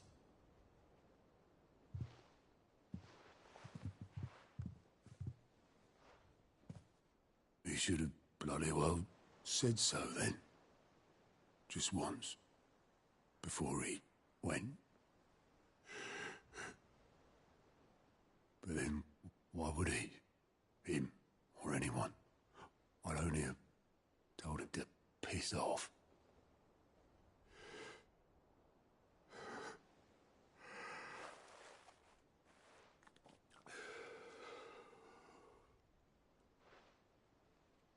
You're wrong, though. Both of you. It was never just me keeping the hideaway afloat. It was all of us. I just shoved people in the right direction, and I barely seem to be able to do that anymore.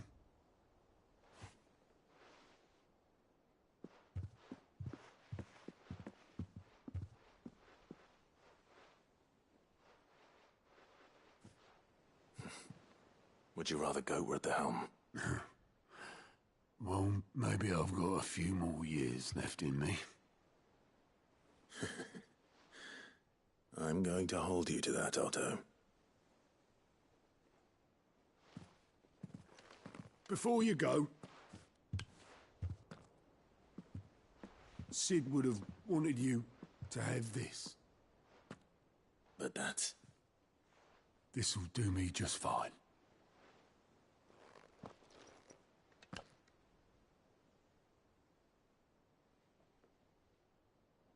Thanks for the ray of sunshine. I'll see if I can't pay you back. Already have.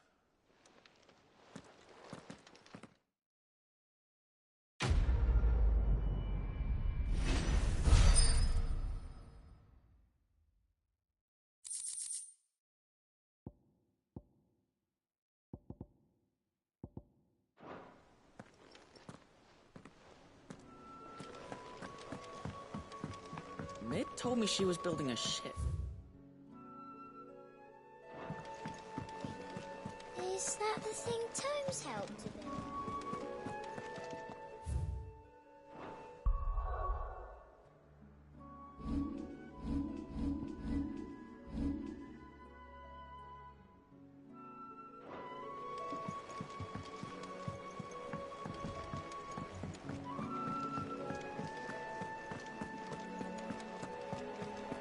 He cracked the crystal too? You're joking.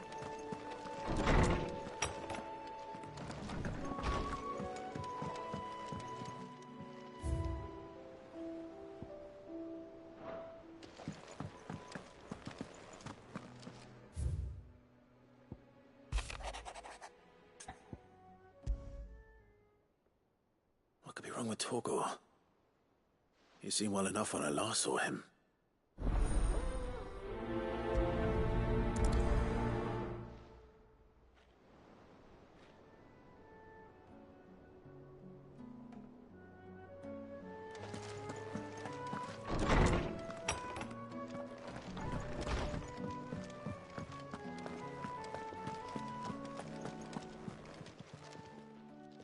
I got your note.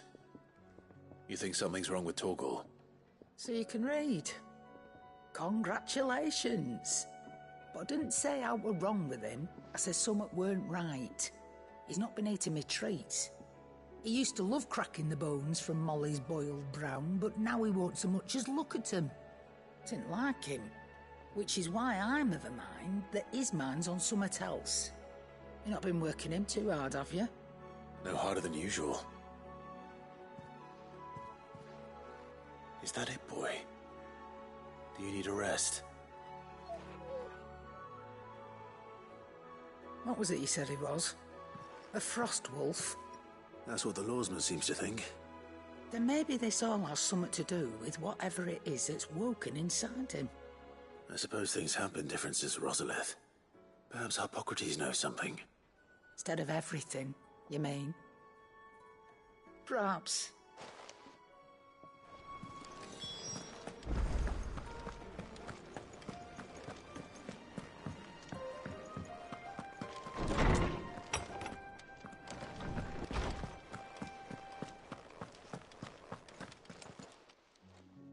Lawsman, I need to ask you about Torgor.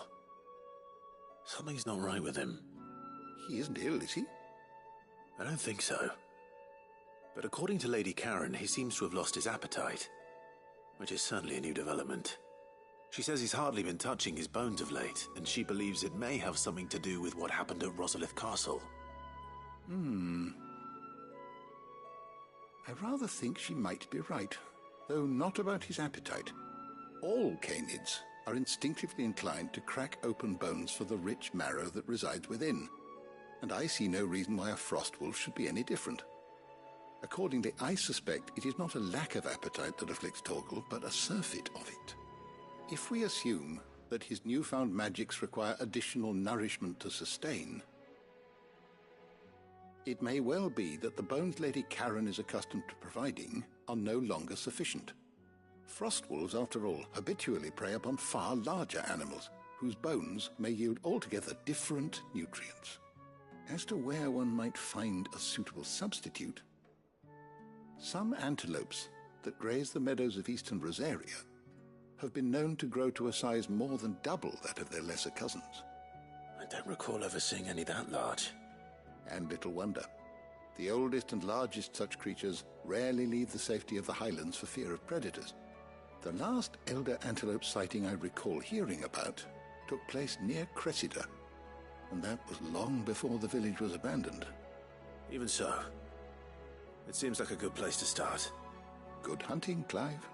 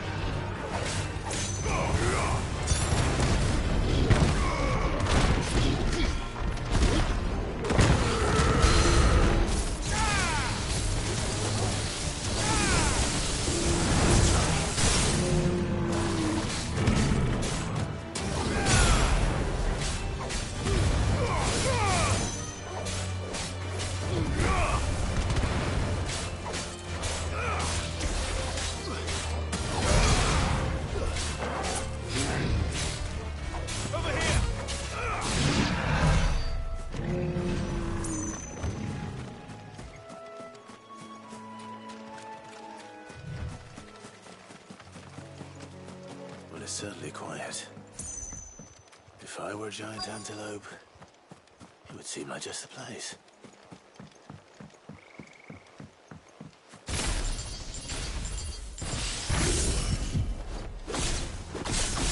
I doubt we'll find one bigger than that. You hungry, Torgal?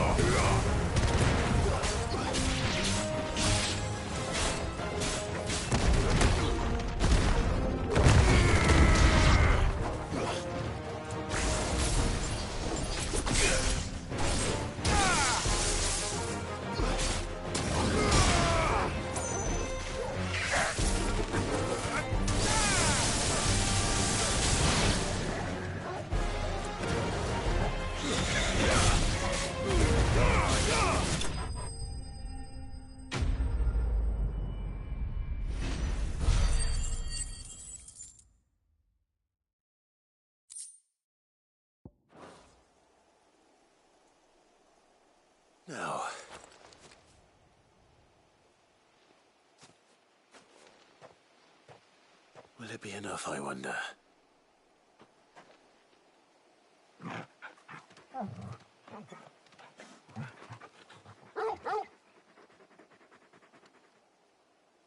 I say that answers my question. Which means we owe the lawsman our thanks. You're just a big puppy, aren't you? A very big puppy.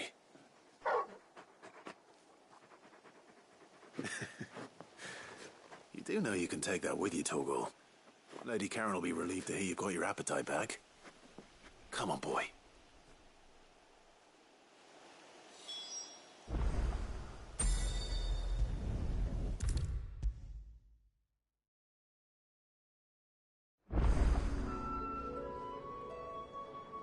I noticed you and Torgal had gone off somewhere. Take him for a walk, did you? You could say that.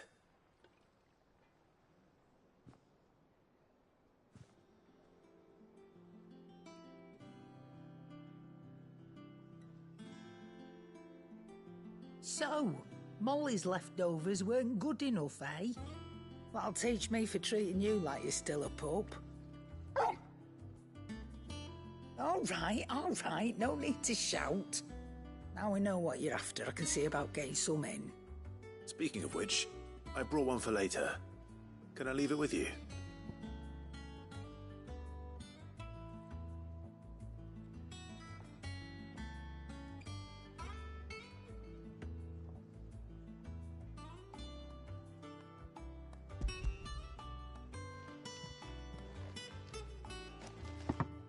You can, aye. I'm nice like that. In return, you can thank Tomes for me. The bloody know-it-all. I was just on my way to see him.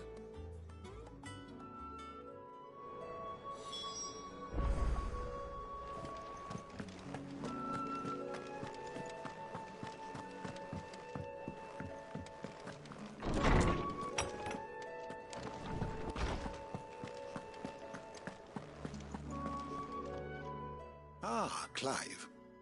Were you able to locate your quarry? We were indeed, Lawsman. You pointed us in exactly the right direction. And Torgal's been a very happy hound ever since. Very good, very good.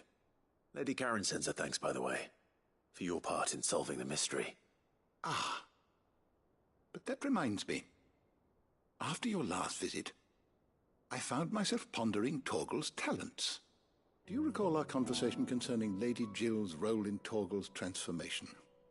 About how she somehow woke the power within him. Precisely that. A reasonable conclusion, I thought. But one which raised certain questions in my mind.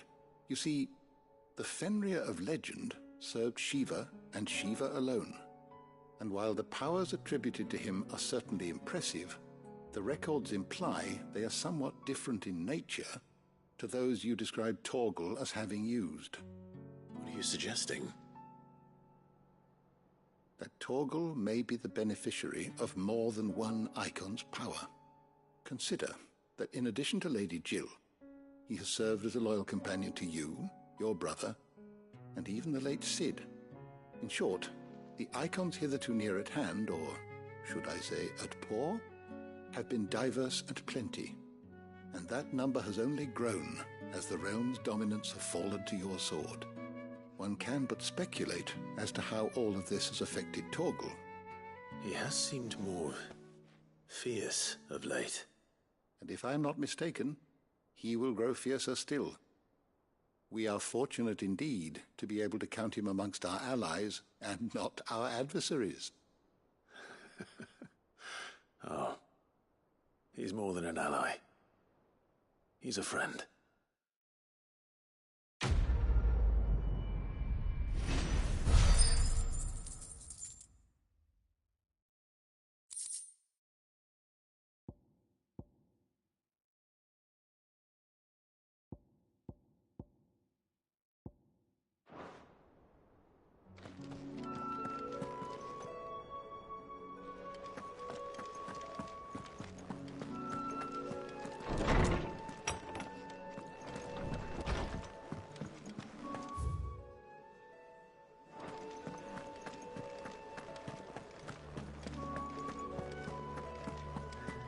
crack the crystal too? You're joking.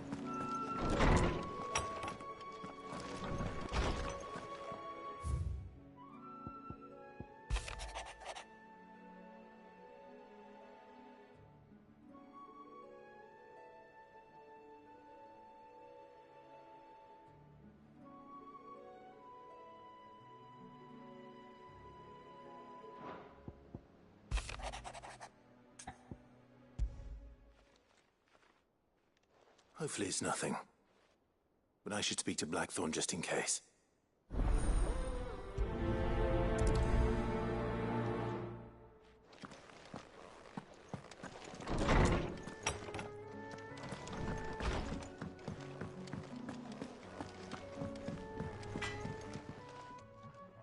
Blackthorn, do you have a moment? Not really, no. This won't take long. I just wanted to ask how you're getting on. August was worried about you, that you might still be doubting your craft, even after learning the trick of that cuirass. Is there something else weighing on your mind? Perhaps sharing your thoughts might help. That bastard's like a dog with a bone. Still, he's got a keen eye, I'll give him that. He's just, well, Karen showed me something. Something I've never seen before. And that was? A sword. An odd-looking thing with a single-edged blade. The metal itself wasn't anything to write home about, but fuck me, the edge on it. You could slice a man clean in two with a weapon like that, and he'd be halfway home before he even realised he'd been cut. So that's what's troubling you? Nah. Not troubling me exactly. More distracting. Can't stop thinking, how do you get an edge that sharp? It's driving me mad. And if you knew how to do it, we could arm the curse breakers with even better blades. That's about the size of it, yeah. I'll see what I can find out. Sharper swords are always welcome. And we can't have our master blacksmith being distracted. You're a soft touch, you know that. But I can't say I'm not grateful for it. Good luck, eh? Thank you. Let's see what Karen knows about this sword.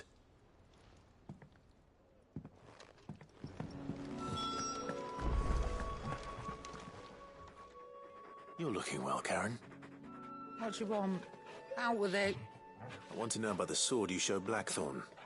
Single-edged and extremely sharp. Running around after him again, are you? I suppose I am, yes. But I need to help him find out how to work an edge like that. It's driving him to distraction. Little wonder, I suppose. There's not many like that make it as far as the twins, and those that do go straight into private collections.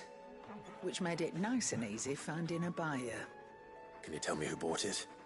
Where is it now? You think I tell people who my clients are? Suppose you're not likely to go nicking him off me, are you now? Fine. If you stop mooning at me like that. Lord Ignac's the man you want. Delmechian bloke. Collects weapons and the like. And he's got more money than sense, which is why he's one of my favourite clients. Reckon he'll still be at the inn in Dalamil, where I left him. Thank you, Karen. Oh, and he's a touch eccentric, if you take my meaning. I appreciate the warning.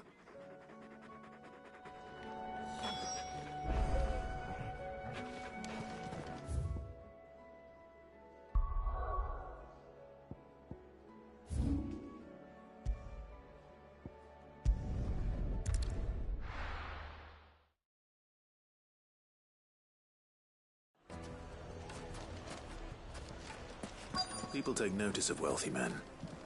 Shouldn't be too hard to track down Karen's collector. And he's gone. The whole mother crystal gone. What are we gonna do?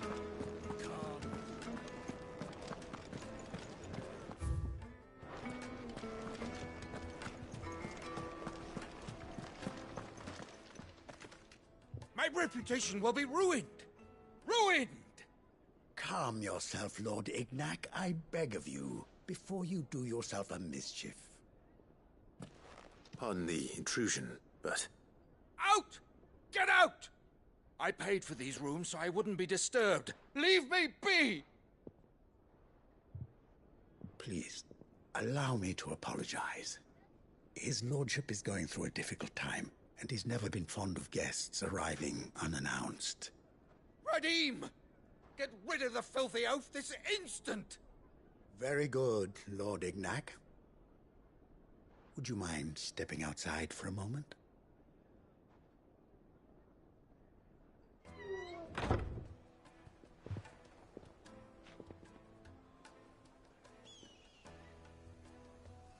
I'm sorry if I've caused you any trouble. That? Oh, no. That's just how his lordship is. Though the morning's events have left him somewhat fractious. He has been dispossessed of his luggage, you see. The thieves also made away with a considerable amount of coin. Coin the innkeeper will soon be keen to collect. I don't suppose a certain blade was among the stolen items. A single-edged sword. It was purchased from a merchant friend of mine. Ah, you know Lady Karen. Yes, I'm afraid it was. Then I'll retrieve Lord Ignac's luggage. But I have one condition. You have but to state it. You are welcome to anything that is within my power to grant. I want an audience with Lord Ignac. A few minutes should be enough. Then I'll be on my way. A condition I would be a fool to refuse. Of course, you shall have your audience.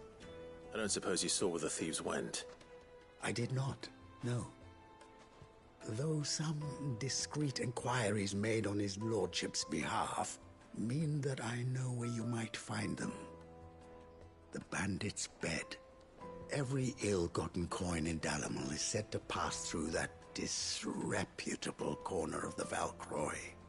And that's where I'm heading.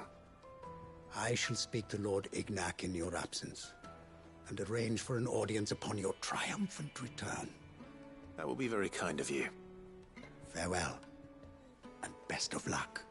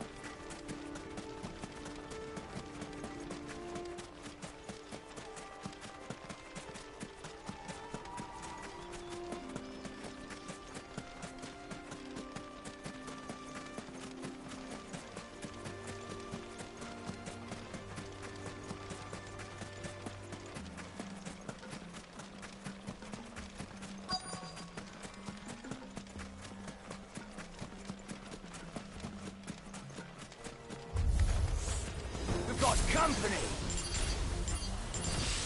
Come on, lads, let's tear the bastard's head off!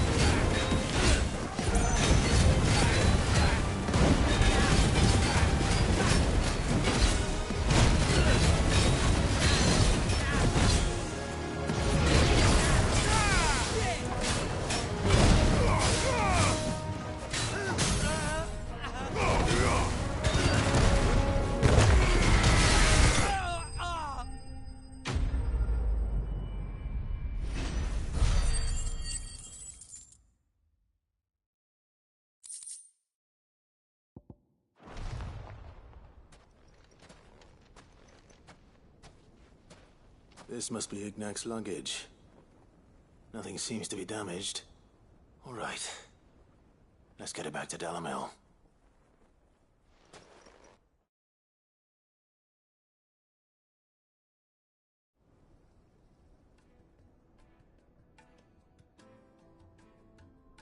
I hear I have you to thank for the return of my effects.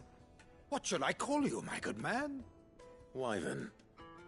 Glad to make your acquaintance. A formidable name indeed. Well, Wyvern, I appear to be in your debt. Redeem here tells me you wished for an audience. Is that all? A few moments of your time should suffice, yes. You're a peculiar fellow, Wyvern. All right, speak. Master Wyvern was wondering if you could tell him about a certain single-edged sword you recently acquired. Oh, a true work of art, that one. Karen drove me hard on the price, but I would have sold her Radim here to get my hands on that sword. It was made in the Outer Isles, far beyond the Twins, and is used exclusively by the practitioners of a unique school of swordsmanship. They believe no combat should ever exceed a single strike, and hone their blades to such perfection that none ever does. Each sword is made for that one perfect stroke, and for that stroke only. They crack upon a second blow. There's a brutal sort of beauty to it, really. But how do they hone such an edge? Fine question. Why, they use a whetstone, of course. Whetstones, rather. A whole array of them, ranging from the coarse to the fine. 10,000 licks with the sharpening stone, then 10,000 more. But it is the final stone which lends the blade its legendary sharpness. A mineral quite foreign to this great realm of ours. And that is the key. The secret ingredient. Wyvern, it occurs to me that my little lecture is hardly equal to services rendered. Take this, together with my regards. The very stone of which I spoke, far rarer among collectors than even the blade itself, and a far more fitting payment. Thank you.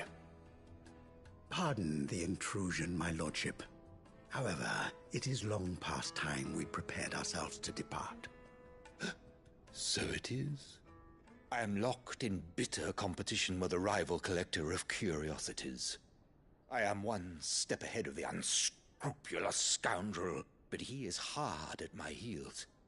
Are there many other collectors out there? Too many to count, but only one do I consider my nemesis. Lord Byron Rosfield. And is a perennial thorn in my side. I can imagine. Farewell, Wyvern. May our paths cross again. Radim, we mustn't dawdle.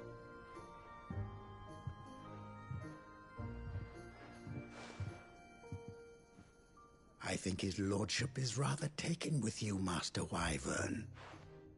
Thank you again for your assistance. Coming, my lordship. I'll be right there.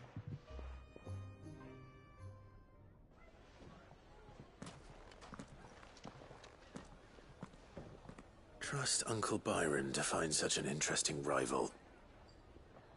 Now, let's see what Blackthorn makes of this whetstone, shall we?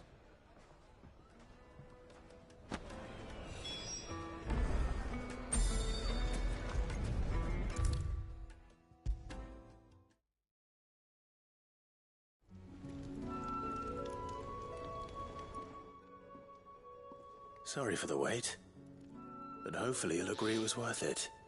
You learned something about that sword, then? I did better than that.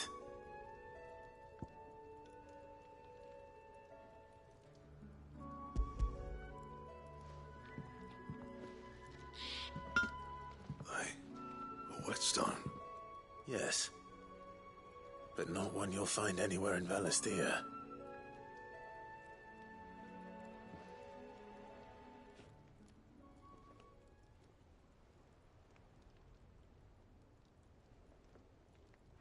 No wonder I couldn't get the same finish on the grinding wheel. One hit and all done, eh? Might not be so bad if all you ever fought were duels. Good luck on the battlefield. Your second opponent would be your last, no matter how good you were. Even so, is there some way it could be used to give the Cursebreakers an edge? I think so, yeah. With this whetstone and the right kind of steel, I could probably even make a twin of the blade that rattled me. But there'd be no replacing this little rock once I worn it down to a sliver. I reckon we get a dozen swords from it, if that. Swords that the Cursebreakers wouldn't know how to wield properly, and that would see them through a single fire piece. Nah, no point trying to copy that thing. Be about as much use as a wax anvil. But finishing our blades with a whetstone this fine, now that's something to consider. And what's finer than fallen masonry, eh? Or more hard-wearing, for that matter. Just imagine it. Good Valisthean steel with an edge as sharp as any found in the Outer Isles. I won't make a copy, nah. I'll make something much better. I'm sure the Cursebreakers will be delighted. Just don't push yourself too hard. Don't you worry about me, sunshine. I've been working day and night since I was half your age, and I'll still be here when you're long gone. Hey, thanks, Clive. I mean it. I owe you one, August too. It's good to know someone's looking out for me. He'll be happy to hear you said that. And I'll see that my debt to you's paid. First new blade I make's got your name on it. You come and find me when you've got the materials. All right.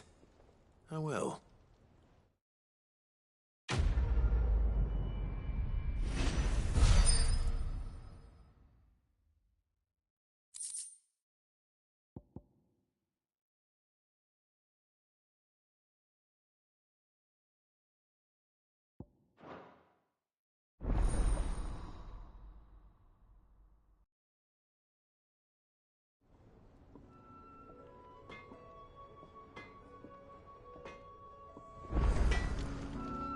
What do you need? What's that for you, dear?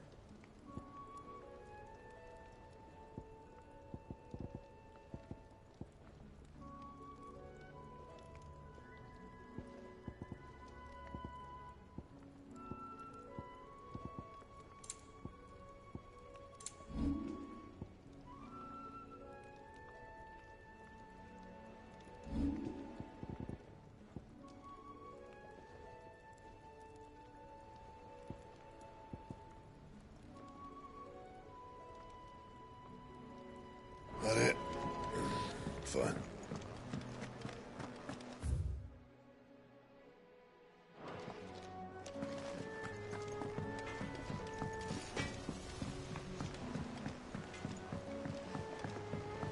I went up to give some greens to the...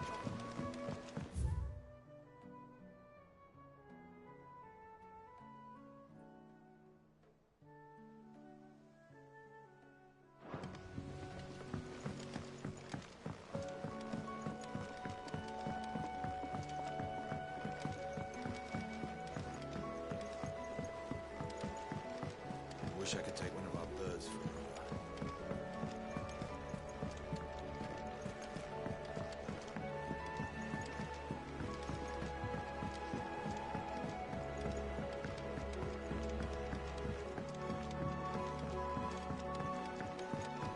Well. Here, Sid.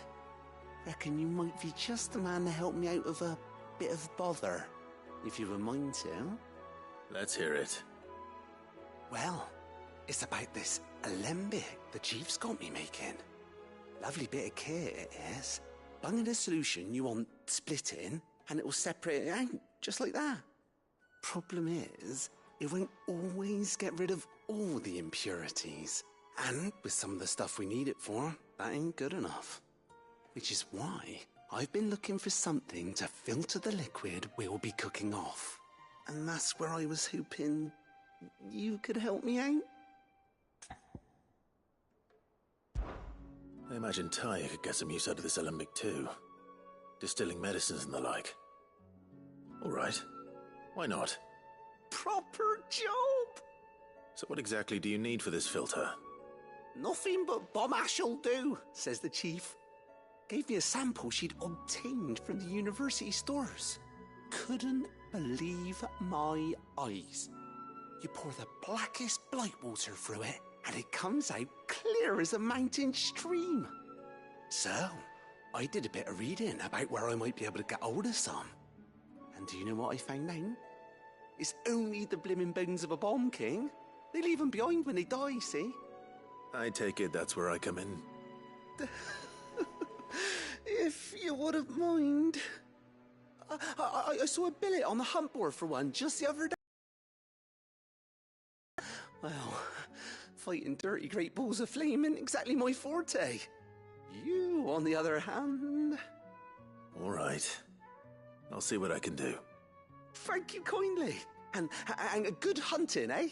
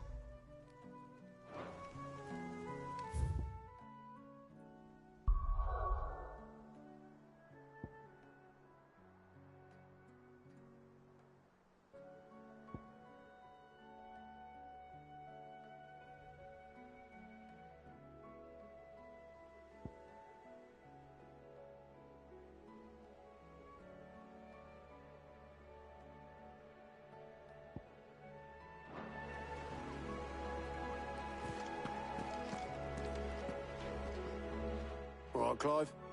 Asterix. Mid finished sending half the hideaway traipsing across the twins, has she? I swear, that girl'd do anything to put off visiting her old dad's grave. No excuses now, though, eh? Not quite. She said there was one final thing she had to take care of. I'm sure she'll be finished soon enough. She said that? In those words? She did, yes. Clive? Were you born yesterday or something? There is no thing. She'll probably be halfway to Canva by now. Mid. I might still be able to catch her.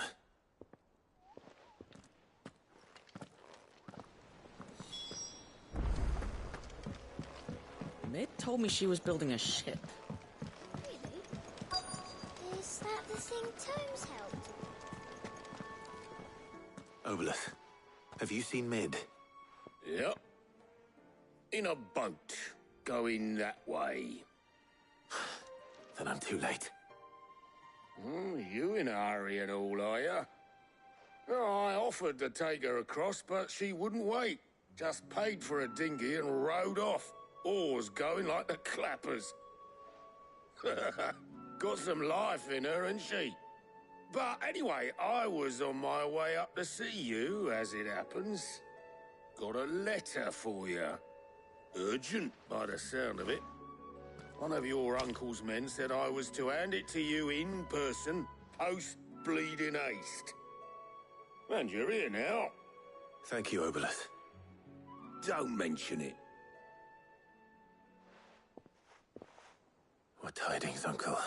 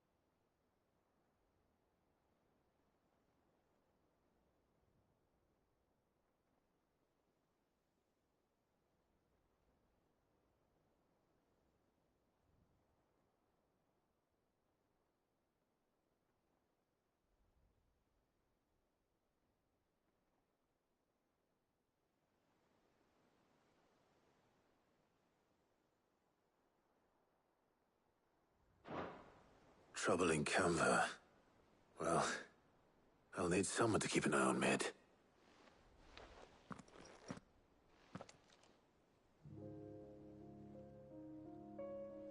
So what? Mid got us to do all the dirty work and then just sailed off into the sunset? It, seems that way. Well, nothing we can do about it now. But next time you plan on visiting Sid, you might want to tie her to something before you suggest it. Ah, don't be so hard on her. Gotta admit, the dirty work was kind of fun. Everyone pitching in and all that bollocks. Just like when we built this place. You're right.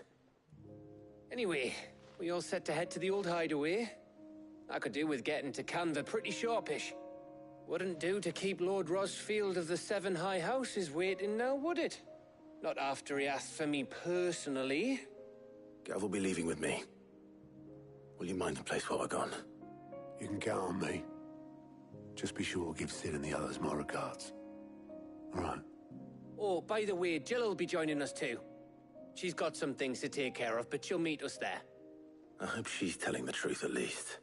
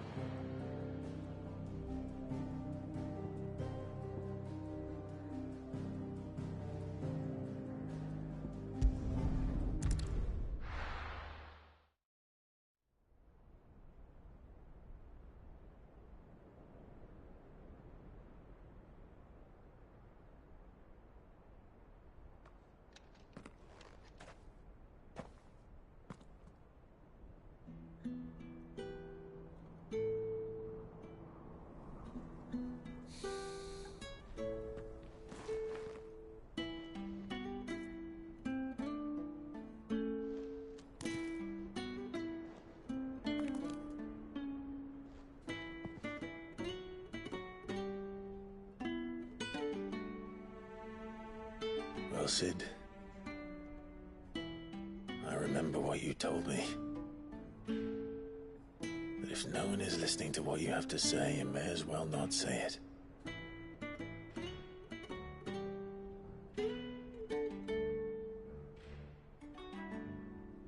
But I will say this, old friend. Hugo Cooker is gone. His shadow looms over us no longer. It's a pity the Phoenix can't be in two places at once. If he'd have been with us, maybe he could have done something for the lost.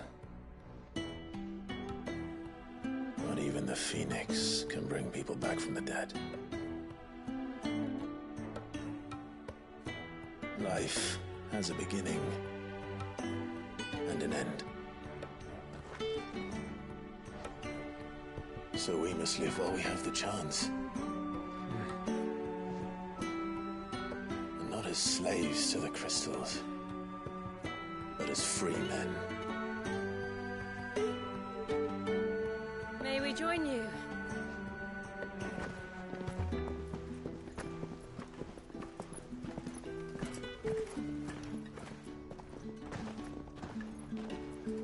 Lady Karen, what a pleasant surprise. I thought I'd drop by and see how you were all doing before heading off to restock my supplies.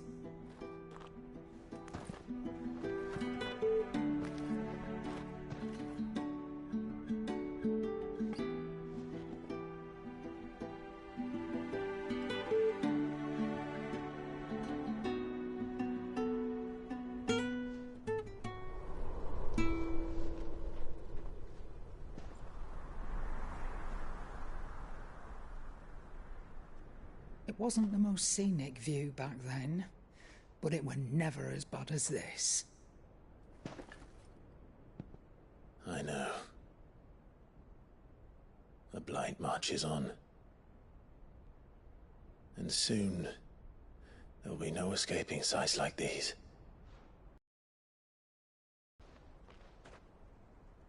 So our mission remains unchanged. We cannot stop until every Mother Crystal is gone, and their thirst for ether with them. The only one that remains in Storm is Drake's Tail in the Crystalline Dominion. Our next target. We're going to Twinside. It's the capital of the Empire these days. I wouldn't like to think how tightly guarded they've got the place. Not that that'll stop you, but we do well to scout it out before you go charging in. We would indeed. If you're off to the Dominion, you can take this great lump with you. Goods. Oh, I am sorry. Have you forgotten you're the most wanted man in the Twins? I thought you might like to disguise yourselves as the attendants of a travelling trader, assuming you've no better ideas. You wanted to buy yourself some tools, didn't you? Well, now's your chance. You're letting me go with them? Oh, thanks, Nan. Stop that! You'll break me bones, you great galoot.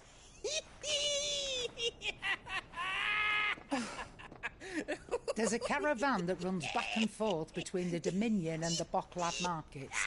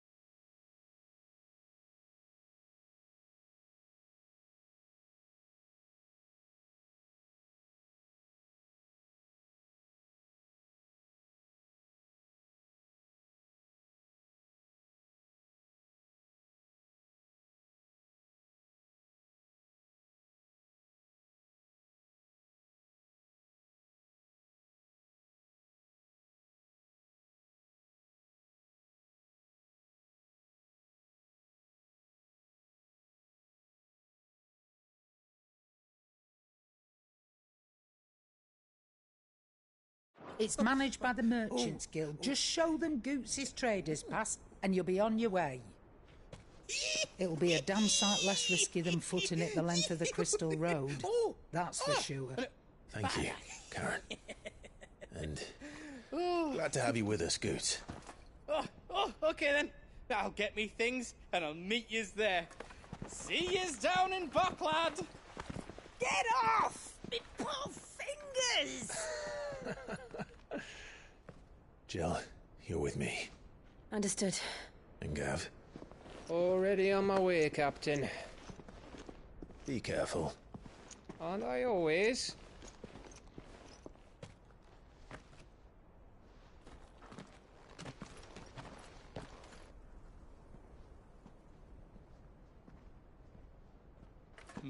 Do you see that, Sid?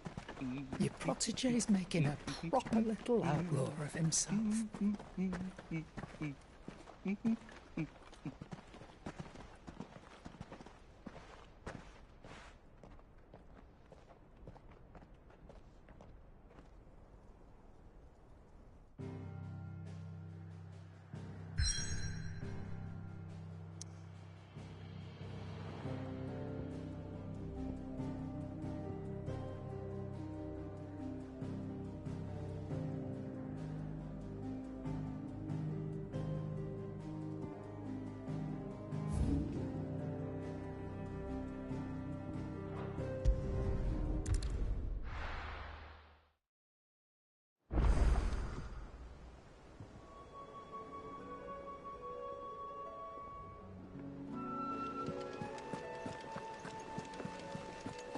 Is that the thing Tomes helped? Mid told me she was building a ship.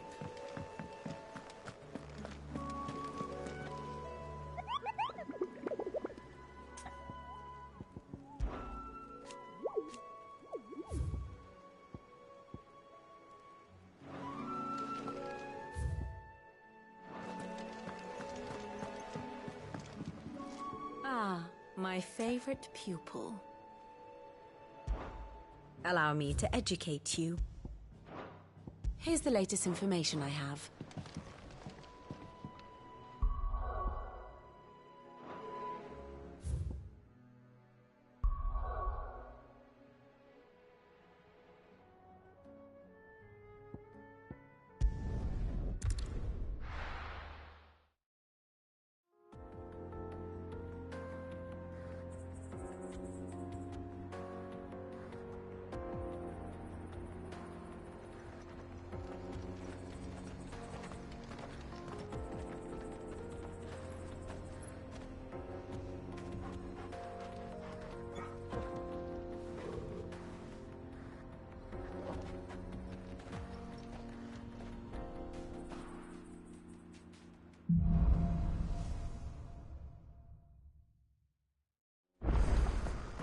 How are you feeling?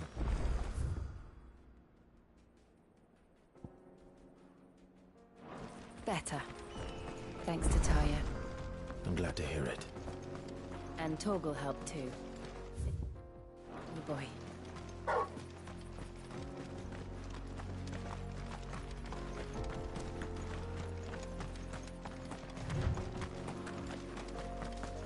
This used to be a trade route for merchants crossing the Scars. Till the Republic laid a new road wide enough to let wagons pass, and all official traffic moved there. Leaving this one for those living outside the law. Indeed. I doubt we'll be the only outlaws on the trail today.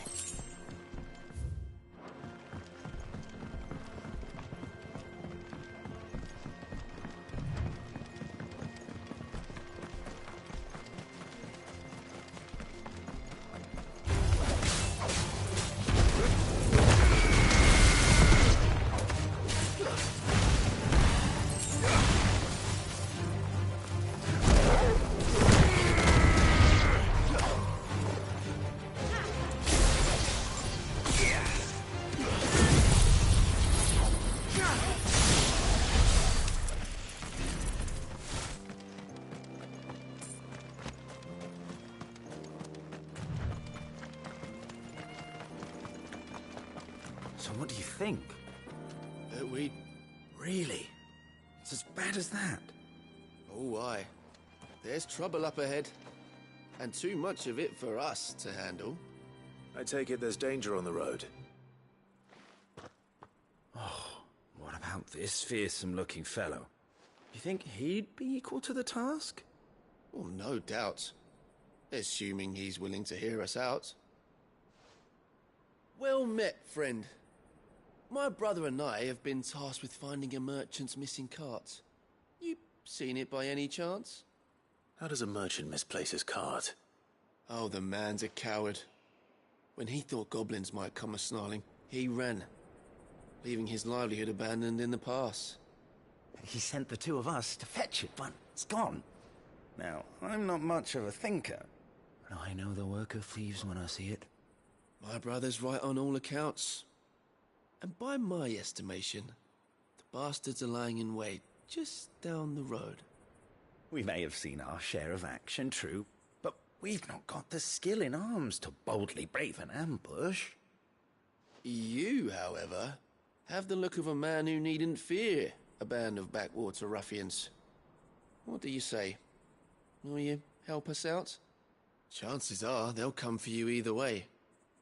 But if you promise to lend us a hand, at least you'll pocket a reward for your troubles. Well, if I'm going to have to deal with them anyway. You've clearly got a fine head on those broad shoulders. We're lucky you came along. Now, hoping to make a heavy purse in Bocklad, our merchant friend loaded his cart with as much as it would carry. Reckon he won't be forking over the rest of our fee if we don't find those goods. So, while you're seeing to those bandits, you keep your eyes open. All right. Just don't expect me to drag the cart out of there myself. No. You can leave the cart to us. You just put an end to those bandits and point us in the right direction. You do that, we'll take care of the rest.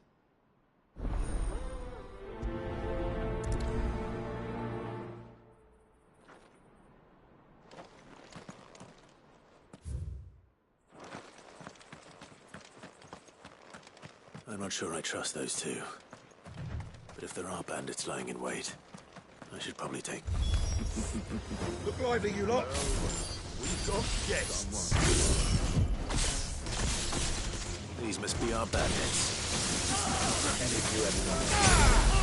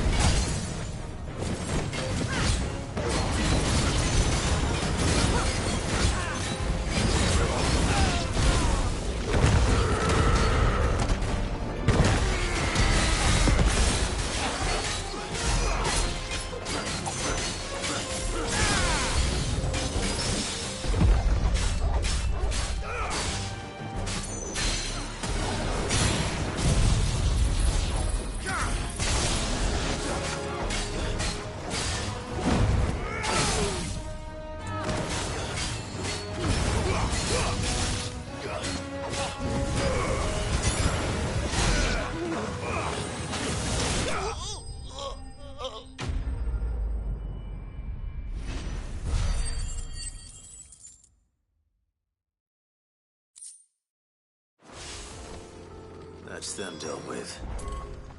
Now, where's that cart?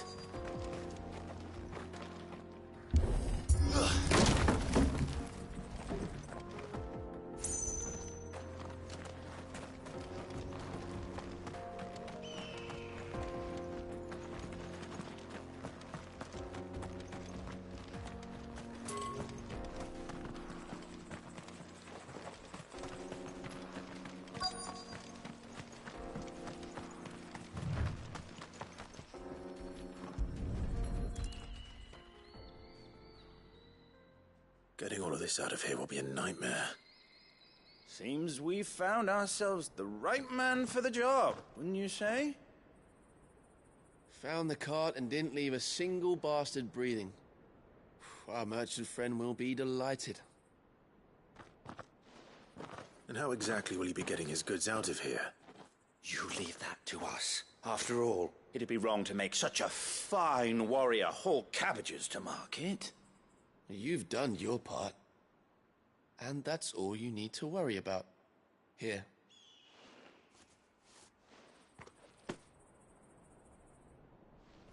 It's been a pleasure. Now piss off. There's no need to be so rude, brother. What if we want his help again next time?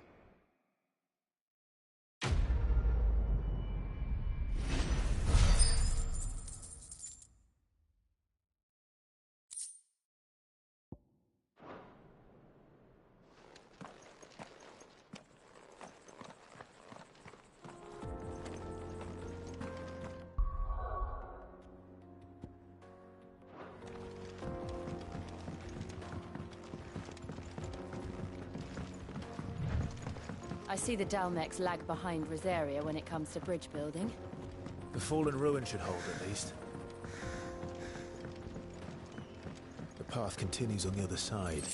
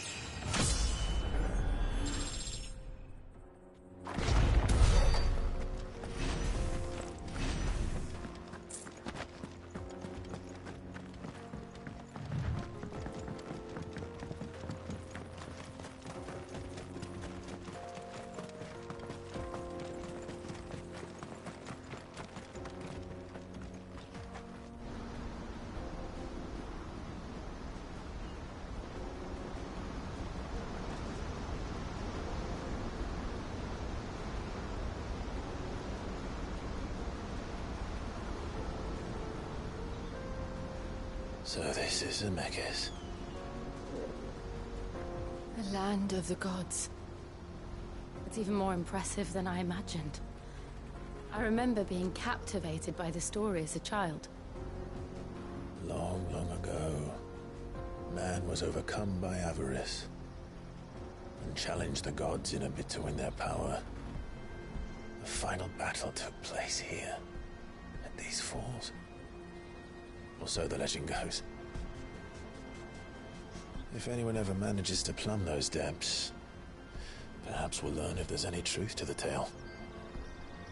That the gods emerged victorious and punished man for his defiance by visiting upon him 2 curses. Dominance and bearers. To tell the truth, I always thought it strange that the dominant and their icons were deemed a curse. Back home, the dominant inherited the throne. They were admired and exalted, not spurned. Whenever I got to that part of the story, I always assumed there must be something I'd misunderstood. You had a lot of storybooks, didn't you? In your room, I mean. When we were young. The old legends were always my favorites. Epic battles between gods and men. Father encouraged me to read as much as I could. He thought it good for my education. You really were a boy like any other, weren't you?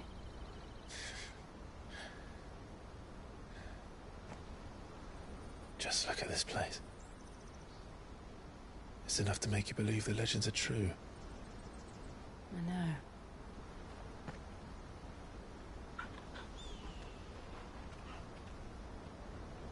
We're not far from Boklad. The road will be busier up ahead. And we'll have to keep our wits about us.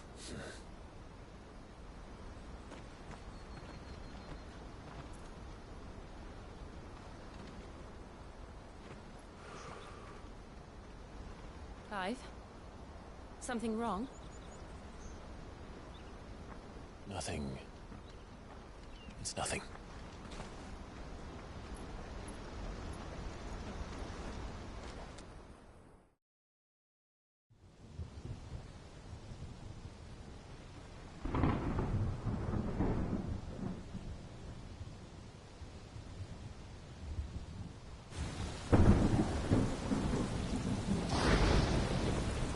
I see the reports are true, Father.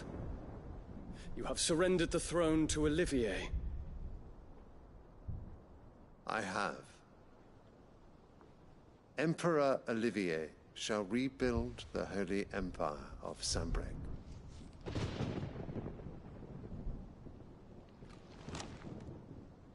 How is he to rule an empire? He is but a boy. I shall advise him until he comes of age. Father, please. Or for as long as I am able. The empire we seek to build needs young blood to rule it, and I can think of none better suited to the task.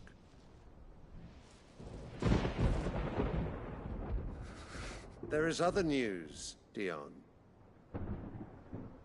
Hugo Kupka is dead, and Drake's Fang destroyed.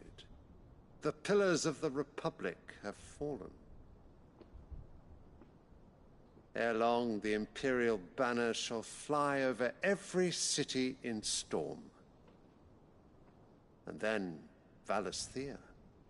All shall bow before their Emperor.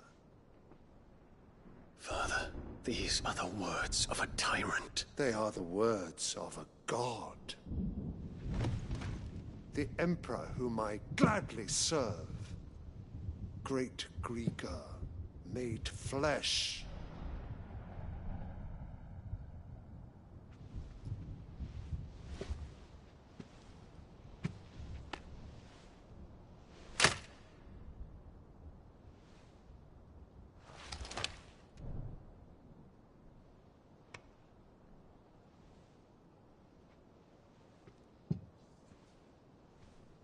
Return to your camp, Dion, and ready your forces.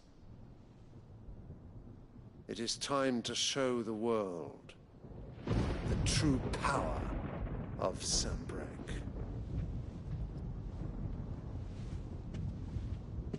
Father. I find you much changed. Is this truly the path you wish to tread? Or are these the ambitions of another? Of Ultima, perhaps? What nonsense is this? I speak my mind, and my mind only. Though I do owe Annabella thanks for reminding me of certain truths regarding the nature of nations, of rulers, and of the divine. You would trust the words of this traitress? She betrayed her country. She slew her husband. You have ever been an invaluable servant to Sambrec, Prince Dion. I trust you will continue to serve your Emperor in the wars to come. The canker! Silence! Insolent wretch! You will bend the knee. All else is heresy. Sire, forgive me. This audience is over. Come, your Radiance. The Rowena Syndicate awaits your pleasure. Oh, not another meeting with silly old men. They're so boring. I'm hungry, Father. Can't we have luncheon instead?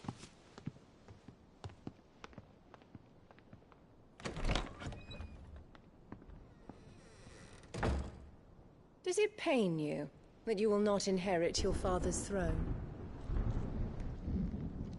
I have suffered worse.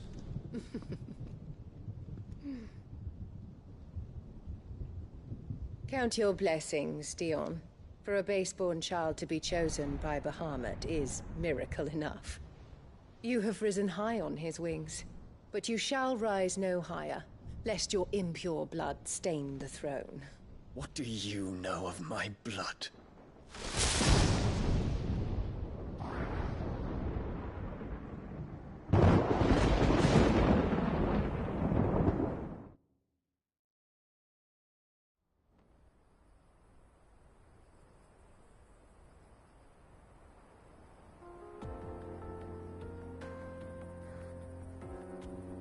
The Boklab markets are to the north. We just need to hug the coast.